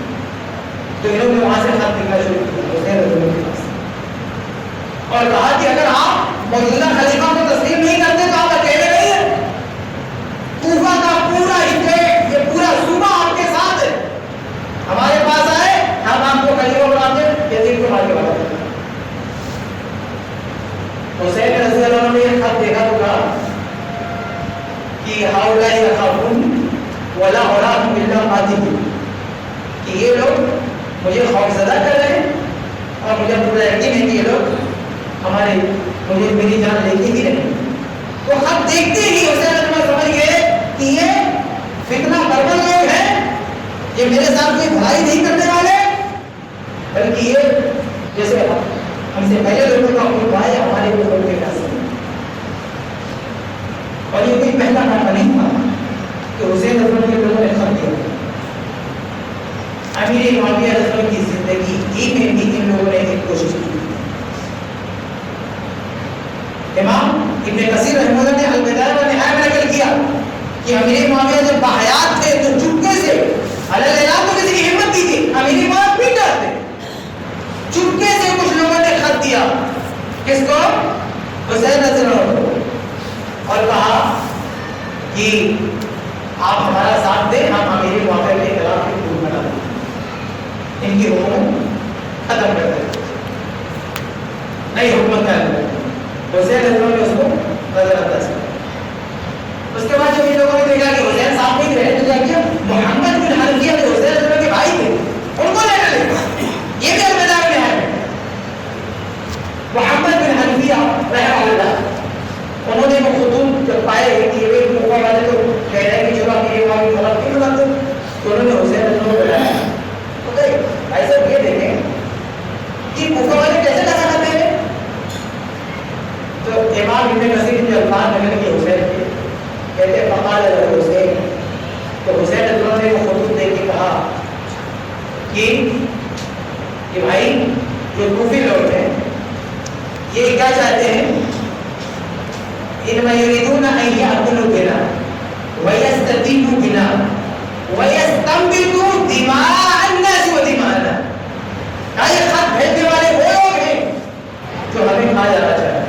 کہ انہیں یوز کرنا چاہتے ہیں. یہ ہمارا استعمال کر کے سرکشی کرنا چاہتے ہیں. یہ سب میں جو دماغ اندر یہ لوگوں کا خون بہانا چاہتے ہیں, وہ دماغ آنا اور ہمارا بھی خون بہانا چاہتے ہیں. تو اس نے کہا کہ بھائی جان یہ 3 لوگ ہیں, ان کی بات کو نظر انداز کریں. چنانچہ اس نے نظر انداز. اب یہ لوگ بھی چپ بیٹھ گئے کہ نا حسین تیار ہو رہے ہیں, محمد بن حنفیہ تیار ہو رہے ہیں, وہ فوجیں چپ بیٹھ گئے. لیکن امیر معاویہ کے وفات کے بعد یزید خلیفہ بنے, پھر حسین مدینہ سے مکہ آ گئے اور یہ خبر ملی کہ ابھی بیعت ملی, تو ان کو ایک نئی امید نظر آئی. سوچے ہو سکتا اب حسین ہماری بات مانے, تو واپس سے خطوط بھیجے. تو واپس جب خطوط دیکھا حسین نے تو پھر وہی جملہ کہا کہ ہاں جائے اخافونی ولا وهم يجادلون. یہ لوگ خوف دہشت پھیلا رہے ہیں, اخافونی دہشت زدہ کر رہے ہیں, اور مجھے یہی اندیشہ ہے کہ یہ لوگ یہ میرا خون بہانا چاہتے ہیں. چنانچہ حسین ایسا سوچتے نہیں کہ ان کا کیا کرنا چاہیے. یہ لوگ خود ان کے حکومت میں کتنا فساد ڈالیں گے کرتے ہیں. تو حسین رضی اللہ تعالیٰ عنہ نے یہ تو بھانپ لیا کہ لوگ لگتا ہے کہ میرا پیچھا نہیں چھوڑے گا اور میرے ذریعے ان قدم کچھ بھی ہو سکتا ہے. اس لیے حسین رضی اللہ تعالیٰ عنہ نے سوچا کہ اب مکہ میں رہنا ٹھیک نہیں, بلکہ انہوں نے سوچا کہ مکہ سے جانا چاہیے. اور کہاں جانا چاہیے؟ انہوں نے سوچا یہ جو کوفہ والے لوگ ہیں انہیں کے پاس جا کے چلے جانا چاہیے اور لوگوں کو براہ راست بھی ان کو سمجھانا چاہیے کہ تم لوگ اتنا فساد مت کرو, حکومت کے خلاف کوئی سازش نہیں کرو. چنانچہ حسین رضی اللہ تعالیٰ نے جب یہ دیکھا کہ مکہ میں غریزی کا خطرہ ہے کہ اگر میں یہاں رکا تو یہ ان لوگوں تک مکہ پہنچ جائے گی اور پھر میرا نام لے کے ہوگا کہ کتنا خون بہا ہوگا, اور مکہ مقدس سرزمین ہے, اس لیے مکہ میں نہیں رہنا چاہیے, مکہ سے نکل جانا چاہیے. تو انہوں نے پلان بنایا کہ مکہ چھوڑ کے کوفہ جانا چاہیے, براہ راست ان لوگوں سے مل کے بات کرنی چاہیے, ان لوگوں کو سمجھانا چاہیے. اور یہ بالکل وہی بات ہے جو ان کے والد علی رضی اللہ عنہ نے کہی. چنانچہ مصنف ابن ابی شیبہ میں صحیح کرایا, مصنف ابن ابی شیبہ کے محقق نے اس کو صحیح کرا دیا کہ علی رضی اللہ تعالیٰ عنہ کو مشورہ دیا گیا کہ آپ مدینہ میں فتنے کا ماحول ہے, جب وہ چل رہا عثمان رضی اللہ کے دور پر فتنہ چل رہا تھا, تو مشورہ دیا علی رضی اللہ کو کہ آپ مدینہ کے بجائے مکہ میں چلے جائیں. یہاں لوگ ایسی سی باتیں ہو گئی کہ آپ کہاں چلے جائیں, مکہ میں. تو علی رضی اللہ نے خطرہ سن لیا, انہوں نے کہا کہ میں یہ نہیں چاہتا ہوں کہ وہ آدمی بنوں الذی تستحل به مکہ, کہ جس سے مکہ کو حلال کر دیا جائے. تو علی رضی اللہ نے کہا کہ اگر میں مکہ گیا تو میرے نام پہ فتنہ ہو سکتا ہے, میرے نام پہ خون خرابہ ہو سکتا ہے, اور مکہ کی حرمت پامال ہوگی, اس لیے میں مکہ نہیں رہ سکتا, میں عراق چھوڑ دوں. اور بعد میں انہوں نے عراق جانے کا, اور ان کی حکومت بڑی طور پہ عراق شفٹ ہونے کا پروگرام بنایا. اس وقت ان کو لوگا رہے کہ عراق کیوں ہے, کوفہ کیوں ہے. تو انہوں نے کوفہ جاؤگا کیونکہ ہمارے ماننے والے لوگ ہیں, ان سے براہ راست فیس ٹو فیس بات ہوگی. اگر اتنے دور لوگوں کو پتہ نہیں ہے کیا کہتے ہیں اور میں کیا کہتا ہوں, بیچ میں لوگ پتہ نہیں کہتے, اس لیے براہ راست بننا تو ان کے خطرات سے نمٹنے میں آسانی نہیں ہوگی. بالکل یہی سوچ حسین رضی اللہ ذہن میں پیدا ہوگی کہ بھائی مکہ ہوگا تو خود خراب ہوگا, اور چونکہ یہ لوگ ہم سے بات کریں تو ڈائریکٹ ان کی بات ہو جائے تاکہ فیس ٹو فیس بات ہو. اس ارادے کے تحت حسین رضی اللہ نے پلان بنایا کہ کوفہ جانا ہے. پرمیشن کیا تھا, لوگوں نے یہ مشہور کیا کہ وہ خلیفہ بننے کے لیے بلا رہے تھے اور یہ خلیفہ بننے کے لیے جا رہے تھے. یہ لوگوں نے مشہور کر کے رکھا کہ حسین رضی اللہ کو لوگوں نے بلایا خلافت کے نام پہ, اور یہ اسی نام پہ جا بھی رہے. نہیں, ان لوگوں نے بلایا تو ضرور تھا اس ارادے سے, لیکن حسین رضی اللہ اس ارادے کے تحت نہیں جا رہے, وہ کوفہ والوں کی اصلاح کے لیے جا رہے, وہاں جو فتنہ ہو رہا تھا اس کو دبانے کے لیے جا رہے. چنانچہ جب یہ بات چل رہی تھی, حسین رضی اللہ عنہ نکلنے کا ارادہ کر رہے تھے, اسی بیچ میں کسی طرح سے خبر جیسے کوئی معلوم طرف آ گئی, کسی نے خبر پہنچا دیا, کسی نے رپورٹ کر دی. کیا رپورٹ گئی کسی کے پاس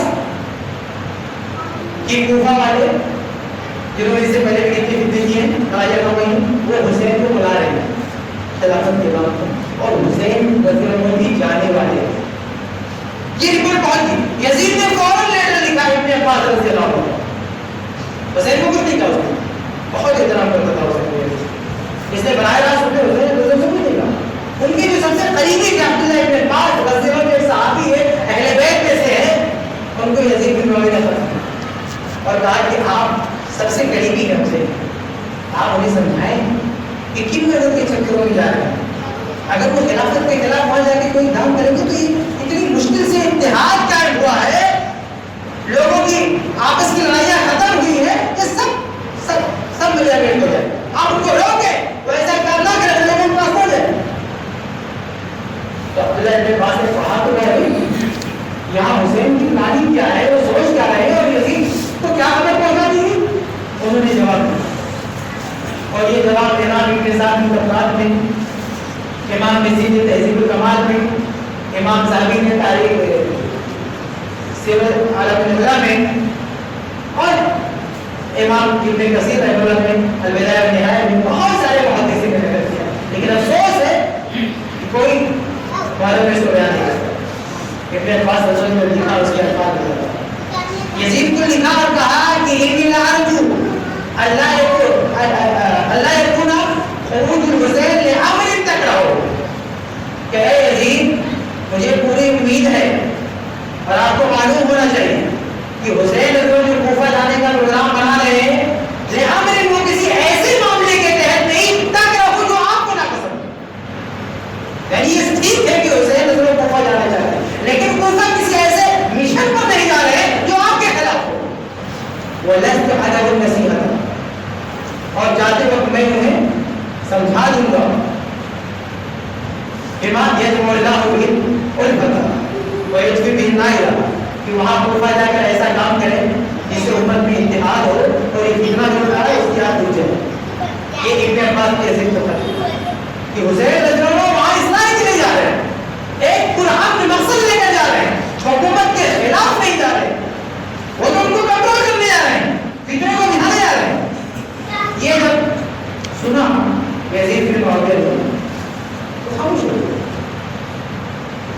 اس بات سے کیا طرح بدل گیا کہ اگر ایک صحابی ایک فتنے کو دبانے کے لیے جا رہے ہیں, اصلاح کے لیے جا رہے ہیں, تو سرکرے لوگوں کو سمجھانے جا رہے ہیں, امن کی کوشش کے لیے جا رہے ہیں, تو کوئی مسئلہ نہیں. یزید بن معاویہ تھا, اس نے کوئی ایکشن نہیں لیا. اگر وہ چاہتا تو بندہ میں اس کو حکام نہیں دیتے, ایک حکم آتا حسین گرفتار کر لیا, یزید نے جانے دیا تھا. ٹھیک ہے, اگر آپ کو لگتا ہے کہ آپ کے جانے سے وہ لوگ مان جائیں گے آپ کی بات, وہ فتنہ اندیشی چھوڑ کے امن قائم ہو جائے گا, اگر آپ ان کو کنٹرول کر سکتے ہیں, آپ کو اعتماد ہوتا ہے. حسین رضی اللہ تعالیٰ عنہ نے ارادہ کر لیا جانے کا, لیکن لوگوں نے سمجھایا کہ آپ کی نیت غیر سے ٹھیک ہے, لیکن یہ آسان نہیں ہے. کوفہ کے لوگ آپ کے کنٹرول میں نہیں, آپ کے ابا کے کنٹرول میں نہیں آئے, آپ کے کنٹرول میں کہاں سے آئیں گے؟ آپ کے ابا کو لوگوں نے مارا, آپ کے بڑے بھائی حسن کو دیکھ دیا, آپ کے ساتھ یہ کوئی خیر کا معاملہ نہیں کر سکتا, آپ بچ جائیں.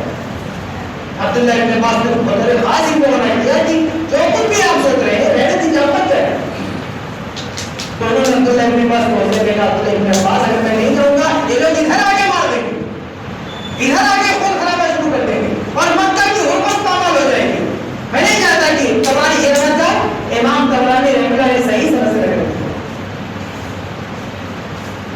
تو حسین رضی اللہ تعالیٰ عنہ نے کہا کہ لعن اقتل, تبرانی کے الفاظ, لعن اقتل بمکان کذا و کذا احب الی من ان یستحل بی حرم اللہ و حرم رسولہ, کہ اگر میں کہیں اور قتل کر دیا جاؤں, کہیں اور قوم خرابہ ہو, یہ مجھے پسند ہے, بہتر ہے بجائے اس کے بنسبت اس کے کہ مکہ میں آ کے لوگ خون خرابہ کریں, میرے ساتھ لڑائی کریں, میرا نہیں ہے. نہیں, انہوں نے محسوس کر لیا کہ کوفہ والے خط لکھ رہے ہیں, یہ سازش کر رہے ہیں, میرے قتل کر کے چھوڑیں گے, اس لیے خون خرابہ یہاں نہیں ہونا چاہیے, یہ کہیں اور ہونا چاہیے. تو ابن عباس کہتے ہیں جب انہوں نے یہ کہا تو میں غلطی کروں گا. تو حسین رضی اللہ تعالیٰ عنہ نے یہ ارادہ لے کر کہ وہاں جا کے ان کو سمجھایا کوفہ سے مکہ سے نکلنے کا پروگرام تھا. لیکن چونکہ کئی لوگ کہہ رہے تھے کہ آسان کام نہیں ہے, اس لیے انہوں نے لوگوں کے مشورے کی لاج رکھا اور کہا ٹھیک ہے, آپ لوگوں کے مشورے کو قدر کرتے ہیں اس کے لیے کیا کرتے ہیں آپ کے بھیج کے کوفہ وہاں سے اپنے آدمی کی رپورٹ دیتے ہیں. یعنی کوفہ والے کیا کہہ رہے ہیں ان کی باتیں سنتے ہیں. ہم ایک اپنا آدمی بھیجتے ہیں کوفہ, وہ وہاں سے رپورٹ دے گا کہ حالات ٹھیک آ سکتے تو ہم جائیں گے ورنہ نہیں. اس نے بھی اپنے کو بھیجا, انہوں نے وہاں پہنچ کے رپورٹ دے دیا کہ آپ آ سکتے ہیں, کوئی مسئلہ نہیں. اور ان کی رپورٹ پاتے ہی دوسرے رجوں نے مکہ چھوڑ دیا, نکل پڑے تھے. یہ اس واقعے کا دوسرا حصہ کہ مکہ میں حسین کیا ہوا. خلاصہ یہ کہ مکہ میں تھے, کوفیوں نے یہ سمجھا کہ یزید کے خلاف ایک خطیہ بنائیں گے. حسین سمجھ گئے تم غلبہ کرنا چاہتے ہیں, تو ان کو صحیح رخ پہ لانے کے لیے انہوں نے مکہ سے کوفہ بھیجا. اب اس واقعے کا تیسرا مرحلہ, کوفہ جا رہے تو کیا ہوا. تبلیغ کے بعد تھوڑی دور ہی گئے تھے کہ راستے میں خبر آئی کہ مسلم بن عقیل کے ساتھ دھوکہ ہوا اور وہ قتل کر دیے گئے. مسلم بن عقیل کے ساتھ کیا ہوا وہ تفصیلات پیش کرنے کا موقع بات نہیں ہے, بس اتنا سمجھے کہ ان کے ساتھ غداری ہوئی, دھوکہ ہوا اور نتیجہ ان کی شہادت تک پہنچا. یہ خبر سنا ان کے رسولوں نے کہا کہ وہاں پر چلو جانے لائق ہے. یہ لوگ ہمارے کنٹرول میں نہیں آ سکتے, ہمارے آدمی کو مار ڈالا, ہمارے ساتھ پتہ نہیں کیا کریں. لیکن حسین رضی اللہ عنہ کے ساتھ وہ اپنے بال بچوں کے ساتھ جاتے ہیں, کیونکہ پروگرام یہ تھا کہ کوفہ جا کے شفٹ ہو جائے بال بچوں سے. تو مسلم بن عقیل کے بھائی کو رشتے دار لوگ موجود تھے, انہوں نے کہا کہ حسین ہمارا بھائی مارا گیا ہے, ہم جا کے احساس لیں, بدلا لیں, ہم پیچھے نہیں پڑیں, آپ کو جانا چاہتے ہیں لیکن ہمارا بھائی مارا گیا, ہم چپ نہیں بیٹھنے والے. اور اتنے میں کوفہ کے کئی لوگ ریسیو کرنے بھی آ گئے تھے. انہوں نے کہا حسین مسلم بن عقیل کو لوگ پہچان نہیں پائے, ان کی قدر نہیں کرتے, آپ کو کون نہیں جانتا, آپ کو حسین ہو نواز رسول, آپ کے جاتے ہی پورا کوفہ آپ کے قدموں میں گر گیا. تو ایک طرف تو لالچ دیا تھا مقبولیت کا, اور دوسری طرف ان کو غصہ دلایا مسلم بن عقیل کے بھائیوں کو. چلو بہتر ہے. پہلا حسین نے کہا کہ جب تم سب لوگ جانا چاہتے تو ہم نے کیسے آپ چلو میں بھی چلتا ہوں. آگے بڑھے اور تھوڑی دور اور آگے بڑھتے ہیں تو وہاں پہ کوفہ سے آتے ہوئے ایک قافلہ ایک کو ملتا ہے. تو اس سے بھی کنفرم کرنے کے لیے پوچھتے ہیں کہ کوفہ کے کیا حالات ہے. تو وہ کیا کہتا ہے, وہ کہتا ہے کہ حسین آپ کوفہ کہیں نہیں چاہیے, وہاں کے حالات بہت خراب ہیں اور کوفہ میں اتنے زیادہ کی آمد ہو گئی ہے اور پوری طرح سے کنٹرول رکھا ہوا ہے. اور یہ مفتی سازشی یہ پوری طرح سے ایکٹیویٹ میں چالو کر رہا ہے, کوئی بھی جتنا بڑھتا کر سکتے ہیں. اور حکومت بھی اپنا نگاہ رکھے ہوئے, آپ جو ہے آگے نہ جائیں جو بہتر ہے. یہاں بہت سارے حسین رضی اللہ تعالیٰ عنہ نے یہ فیصلہ لیا اور ان کے جو ساتھی تھے جن کا جو جوش تھا, جذبہ تھا کہ انتقام دیں گے مسلم کا قتل, ان کے بھی سمجھ میں آ گیا ہے یہ کوفہ کے لوگ بھی میرے نہیں جانا چاہتے, نہیں کرنے جاتے. تو سب لوگوں نے وہاں پہ کیا پلان بنایا کہ کوفہ نہیں چلتے, سیدھا یزید کے پاس, کیونکہ یہ لوگ ہمارے پیچھے پڑے ہیں. اب یہاں اگر رہنا دی گئی ہے تو وہی ایک جگہ چلو یزید سے مل کے بات کرتے ہیں, وہی پہ جاتے ہیں. یہاں پہ اس بات کا تیسرا مرحلہ ختم ہو جاتا ہے کہ جب کوفہ جا رہے تو کیا ہوا. تو کوفہ جاتے ہوئے تو کہا ہوا ایک جگہ مسلم بن عقیل کی فوج کی خبر آئی اور آگے جا کے ایک قافلے سے ملاقات ہوئی. ان دونوں واقعات سے گزرنے کے بعد اس حسین رضی اللہ عنہ کے ساتھیوں نے یہ پلان بنایا کہ اب کوفہ نہیں جائیں گے, اب شام جائیں گے. تو وہاں سے یہ قافلہ بہت بڑا شام کی طرف, کوفہ کا راستہ چھوڑ کے شام کی طرف چلا. اب یہ اس واقعے کا چوتھا حصہ شروع ہوتا ہے کہ جب شام جا رہے تھے تو کیا ہوا. تھوڑی دور آگے بڑھے تو کوفہ کے فوجی گشت کر رہے تھے چاروں طرف, ان کو خبر مل گئی تھی کہ حسین رضی اللہ کا قافلہ آ رہا ہے اور اس قافلے کے ساتھ تقریباً 60 سواری کوفی بھی جو فتنہ پھیلانے والا تھا.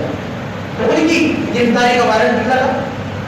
وہاں کی جو مقامی حکومت تھی انہیں وارنٹ جاری کیا تھا ان لوگوں کو انکریج کرو کہ یہ لوگ جو ہے فتنہ پھیلانا چاہتے ہیں. حسین رضی اللہ سے کوئی مسئلہ نہیں تھا حکومت کو, تو یہ چیز معلوم ہو گیا تھا اس طرح کا. لیکن یہ جو ان کے ساتھ جو صدیق لگے ہوئے تھے ان کے خلاف ارے بارش جاتی تو جب جا رہے تھے تو وہیں پہ وہی بھی یزید سے بھیڑ ہو گئی. روک لیا سب کو, کہا کہ آپ ہمارے ساتھ چلے میرے زیاد کے پاس, میں حکومت کی طرف سے معمول اس بات کروں.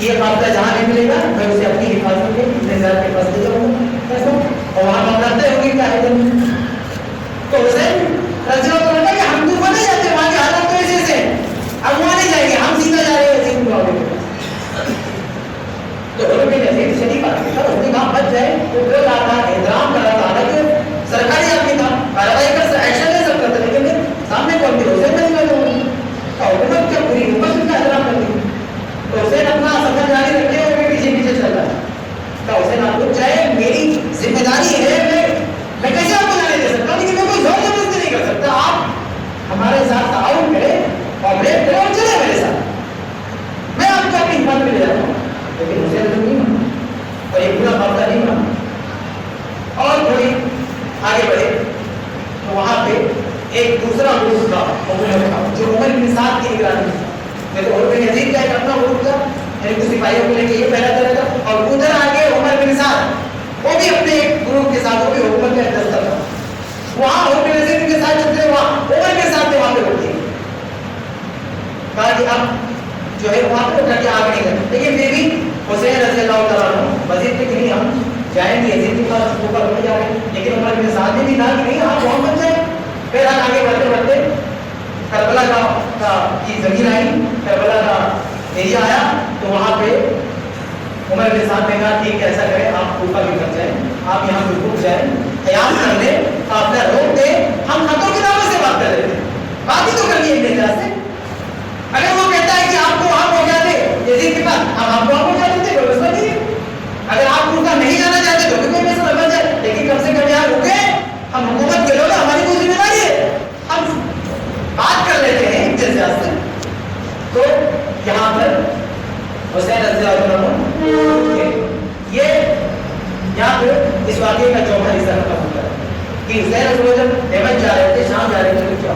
شام جا رہے تھے دو واقعہ ہوا ایک تو عمر بن یزید ملا اس نے روکنے کی کوشش کی قافلہ نہیں رکا آگے عمر کے ساتھ ملا اس نے روکنے کی کوشش کی وہاں بھی نہیں رکے پھر اس مشورے پر اس بات پر آگے کربلا کی سرزمین میں رک گئے کہ چلو یہاں رک کے ہم کوفہ کے گورنر کے سے بات کرتے ہیں کہ وہ کیا کہتا ہے تو حسین رضی اللہ عنہ کربلا کے میدان میں رکے یہاں سے حسین رضی اللہ عنہ نے پیغام کوفہ کے گورنر کو بھیجا کیا لکھا کہا کہ میری طرف سے 3 باتیں ہیں تو میں سے کوئی ایک بات آپ مان لیں پہلی بات یہ ہے کہ میں جہاں سے آیا ہوں مدینہ سے تو آپ مجھے وہاں جانے سے بھجوا دیں اگر یہ آپ نہیں پسند فرماتے ہیں تو مجھے کسی سرحد پر بھیج دیں میں وہاں جا کے فوج میں ایک سپاہی کے ایسے کام کروں گا اگر یہ بھی نہیں تو مجھے یزید کے پاس جانے دیں اور اس بات کو حسین رضی اللہ عنہ نے زور دے کر کہا 3 آپشن دیا تھا لیکن اس میں سب سے بہتر آپشن اس کو قرار دیا تھا جو پسند فرمایا بلکہ تبری کی صحیح سند ہے جو مسلم کی شرط پر ہے اس میں انہوں نے کہا فناشدہم اللہ و رسولہ اللہ اس کے رسول کا واسطہ دے کر کہا ان یسیروا الی امیر المؤمنین یزید فیضیدہ بیدہ اللہ کا واسطہ دے کر کہا کہ آپ مجھے امیر المؤمنین یزید کے پاس جانے دیں تاکہ میں اپنا ہاتھ اس کے ہاتھ میں رکھ دوں یہ 3 باتیں لکھ کے بھیجی اور اس بات پر زور دیا کہ مجھے جانے دیں حسین شبہ ابن زیاد کے پاس جب یہ پیغام پہنچا اس نے پڑھا تو تبری کے پاس کیا کہا بڑا خوش ہوا کہا ہذا کتاب رجل یعنی یہ تو ایسے آدمی کا خط ہے ناصح لامیر جو اپنے امیر کا یعنی یزید کا خیرخواہ ہے یہ تو ہمارا اپنا آدمی مشفق علی قومہ یہ اپنی قوم کا اپنی ملت کا درد رکھتا ہے نام قد قبلت جی ہاں مجھے منظور ہے ابن زیاد نے کہا مجھے منظور ہے اس نے منظوری دے دیا اور باقاعدہ بعض روایتوں میں آتا ہے کہ 30 فوجیوں کا 30 سپاہیوں کا ایک دستہ دے کر اور سیکورٹی دیا اور ان کی ذمہ داری دی کہ تم لوگ جاؤ اور حسین رضی اللہ عنہ کو اپنی حفاظت کے لیے بات کی حسین یہی چاہتے ہو وہ وہاں سے فرمان آیا ابن زیاد کا اب دیکھیے حسین کہہ رہے تھے کوفہ نہیں جاؤں گا خاتون کی دعوت سے بات کر لیتے حسین کی رپورٹ بتا دی خاتون کی دعوت سے بات ہوئی گورنر نے بھی پرمیشن دے دیا جاؤ بلکہ سیکورٹی بھی دے دیا 30 سپاہیوں کو بھی جانے لے جاؤ اب یہ بھی ہے فوجی یہ ٹیم آئی ان کو وہاں سیکورٹی کی سپاہی کو لے جانے کے لیے تو ان کے ساتھ کا جو معاملہ تھا اس میں بھی گھسے ہوئے تھے، اور پھر یزید کا اس میں بھی کئی لوگ خارج سے گھسے ہوئے تھے. ان لوگوں نے دیکھا اس میں بہت مسئلہ ہو جائے گا. اگر یہ حسین پہنچ گئے یزید کے پاس تو پہنچ گئے تو ہوگا کیا؟ ہمارے سب کے نام آ جائیں گے، ہم تو بغاوت ہمارے ساتھ ملے گی، ہم تو مارے جائیں گے، ہم گرفتار کیے جائیں گے. اگر حسین یزید کے پاس پہنچتے ہیں تو لازمی طور پر ہمارے خلاف ایکشن لیا جائے گا، کیونکہ ہم نے کوشش کی بغاوت کی، ہماری تو خیر نہیں. اس لیے ہونا یہ ہے کہ حسین وہاں نہ پہنچے گا. اس لیے ان لوگوں نے رات میں چپکے سے حسین علیہ السلام کے خیمے میں آگ لگا دی. سب سے پہلے آگ لگا، لیکن لڑائیوں میں آگ نہیں لگتی ہے، لیکن وہ خطوط رکھے ہوئے تھے نا جو ثبوت تھے ان لوگوں کی سازش تھی، تو اس کو آگ لگا دیا تاکہ یہ خطوط چلے جائیں. آگ لگایا اور اس نے ہنگامہ کھڑا کر دیا، یعنی حسین کا وہ جو قافلہ تھا اس پہ حملہ کر دیا، مارنا شروع کر دیا. اب مشہور یہ کیا گیا ہے کہ یزید کے آدمی لوگوں نے حسین کو مارا، حالانکہ یزید کے سپاہی جو حسین رسول کا دفاع کر رہے تھے ان لوگوں نے تو وہ اچانک تیار بھی نہیں تھی کہ اچانک حملہ ہو جائے گا، ان کی توقع میں نہیں تھا. اچانک لوگوں نے حملہ کر دیا اور اسی حملے میں ایک تو خطوط جلائے اور حسین رسول کو بھی شہید کر دیا تاکہ یہ سرکاری آواز نہ بنائے. اور جب ان کا اپنا کام ہو گیا تو 9:11 بجے بھاگ گئے، ہاتھ کر کے بھاگ گئے اور یہاں یہ واقعہ ختم ہو گیا. ان کی شہادت کے بعد عمر بن سعد جس نے کربلا میں روکا تھا، تبلیغ کی روایت ہے کہ بیچارہ اتنا رو رہا ہے اس کی آنکھوں آنسو اس کے داڑھیوں پہ بہتے جا رہے ہیں، کیونکہ اسی نے ضد کیا روکا تھا. یہ ضد کی بات مت جاؤ. بہرحال گورنمنٹ سے اجازت نامہ بھی اگر آپ جاؤ، لیکن وہ بہت پشیمان تھا، وہ شرمندہ تھا کہ ہم اسے بچا نہیں پائے، ایسا ہو گیا، وہ روتے جا رہا تھا. بہرحال بچے کچھ قافلے کو لے کے عمر بن سعد اپنی نگرانی میں سپاہی ان کے ساتھ لے کے کوفہ کی طرف گیا. تو کہاں جاتا ہوں وہاں گیا. اب جیسے کوفہ کے قریب پہنچا تو تاریخی ابوبی میں ہے کہ کوفہ کی عورتیں باہر نکل کے رونے لگی، حسین شہید ہو گئے، شہید ہو گئی. تو اسی ٹیم نے زین العابدین جو چشمدید گواہ ہے پورے واقعے، وہ کیا کہتے ہیں کہ ہاؤلا یقین علینا فمن قتلنا، کہ اگر یہ لوگ ہم پر رو رہے ہیں تو ہمیں مارا کس نے. تو زین العابدین جو چشمدید گواہ ہے واقعے، وہ کہتے ہیں کہ انہی لوگوں نے، انہی کے بھائیوں اور نے، انہی کے اولاد نے ہمیں قتل کیا جو ہم پر آنسو آئے. بہرحال ابن زیاد کے پاس جب یہ ٹیم پہنچی، ابن زیاد نے ان کے رہنے سہنے کا انتظام کیا اور ایک آدمی کے بارے میں پتا خود کو تو پورا بھیڑ تھا جس نے مرڈر کیا تھا، قاتل کی شراب نہیں تھی. ایک آدمی کے بارے میں پتا چلا، فکر خرید میں فکر خرید کی روایت ہے، پتا چلا اس کے ابن زیاد نے قتل کروا دیا. ایک کے بارے میں پتا چلا اس نے حسین کو مارنے گیا تھا، اس کو فوراً ابن زیاد نے قتل کروا دیا. باقی لوگوں کو بڑی عزت کا، اور یہ صحیح ہے، حسن طرف ایسا نہیں کی اور انسان نے شراب کی کہ بڑے احترام سے رکھا. کچھ دیر کے بعد ان کی خواہش کے مطابق جو حسین کی خواہش تھی اس خواہش کے مطابق ایک بڑی فوج دے کر ان کو یزید کی بات ہے اور یزید کے پاس جب بھیجا کہ یزید بھی ان کو دے کر وہ پڑا. زین العابدین یہ چشمدید گواہ ہے، وہ کہتے ہیں کہ یزید کے پاس ہم پہنچے تھے، اسے رونے لگا اور یزید نے کہا کہ آپ جو مجھ سے مانگیں، جو کچھ ہو سکتا ہے مجھ سے، میں آپ کے ہر بات پوری کرنے کے لیے. تو زین العابدین کہتے ہیں فَأَعْتَانَا مَا شِئْنَا. یہ صحیح روایت ہے، یہ جھوٹی روایت نہیں ہے. زین العابدین کہتے ہیں کہ ہماری اتنی مانگی جو ہے حاجت پوری کی یزید نے، ہم نے جو کچھ مانگا یزید نے پورا کیا. پھر ان لوگوں نے مطالبہ کیا کہ ہمیں مدینہ دے کر ہم ماریں گے. چنانچہ یزید نے پوری فوج کے ساتھ، ساز و سامان کے ساتھ، پورے خرچے کے ساتھ ان کو مدینہ شفٹ کروا دیا.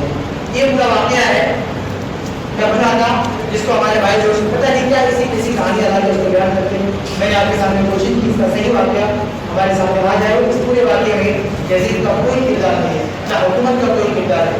یہ کچھ کوفہ کے لوگ تھے جنہوں نے حسین رضی اللہ عنہ کو دھوکے سے بلایا اور پھر دھوکے سے ایک بھیڑ کی شکل میں حملہ بھی کیا تاکہ بھیڑ کا تو کوئی چہرہ نہیں ہوتا ہے، کوئی گرفت میں یہ بن جائے کہ کوئی پکڑا نہیں گیا. ایک پکڑا گیا تھا مارا گیا، ایک پکڑا گیا تو مارا گیا تھا. باقی لوگ کہتے ہیں کہ حسین کے قاتلوں کو مارا کیوں نہیں گیا؟ ارے قاتل کیا کہوں، پہلے بتاؤ تو کم انتظار ہو. ایک تو سامنے آیا اور مارا گیا، باقی کون تھا نام تو بتاؤ. بہرحال یہ ایک واقعہ ہے جو گزر گیا. حسین دونوں کی شہادت ہوئی، یقیناً بہت نیک آدمی تھے، صحابی تھے، سب کچھ تھے، لیکن یہ ہماری شہادت نہیں ہے اسلام میں. اور بھی بہت ساری شہادتیں تھیں. حسین رضی اللہ عنہ کے بڑے بھائی حسن رضی اللہ عنہ کی شہادت تھی، ان کے والد علی رضی اللہ عنہ کی شہادت ہوئی. حسین رضی اللہ عنہ کے خالو عثمان رضی اللہ عنہ کی شہادت ہوئی. حسین رضی اللہ عنہ کی بہنوئی عمر فاروق رضی اللہ عنہ کی شہادت ہوئی. پورے خاندان کی شہادت ہوئی، صرف ایک شہادت نہیں ہے. اس لیے سب کو ہمیں یاد رکھنا چاہیے اور سب کے ساتھ ایک جیسا سلوک کرنا چاہیے. اللہ تعالیٰ سے دعا ہے کہ اللہ ہم سب کو صحیح سمجھ اور صحیح کریں.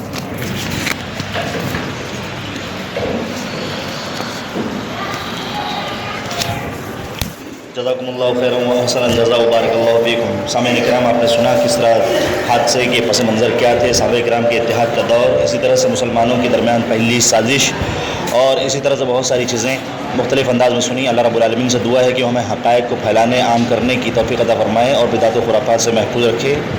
کفارہ مجلس پڑھ لیجیے دعا، سبحانک اللہم و بحمدک اشہد ان لا الہ الا انت استغفرک و اتوب الیک۔ والسلام علیکم ورحمۃ اللہ وبرکاتہ۔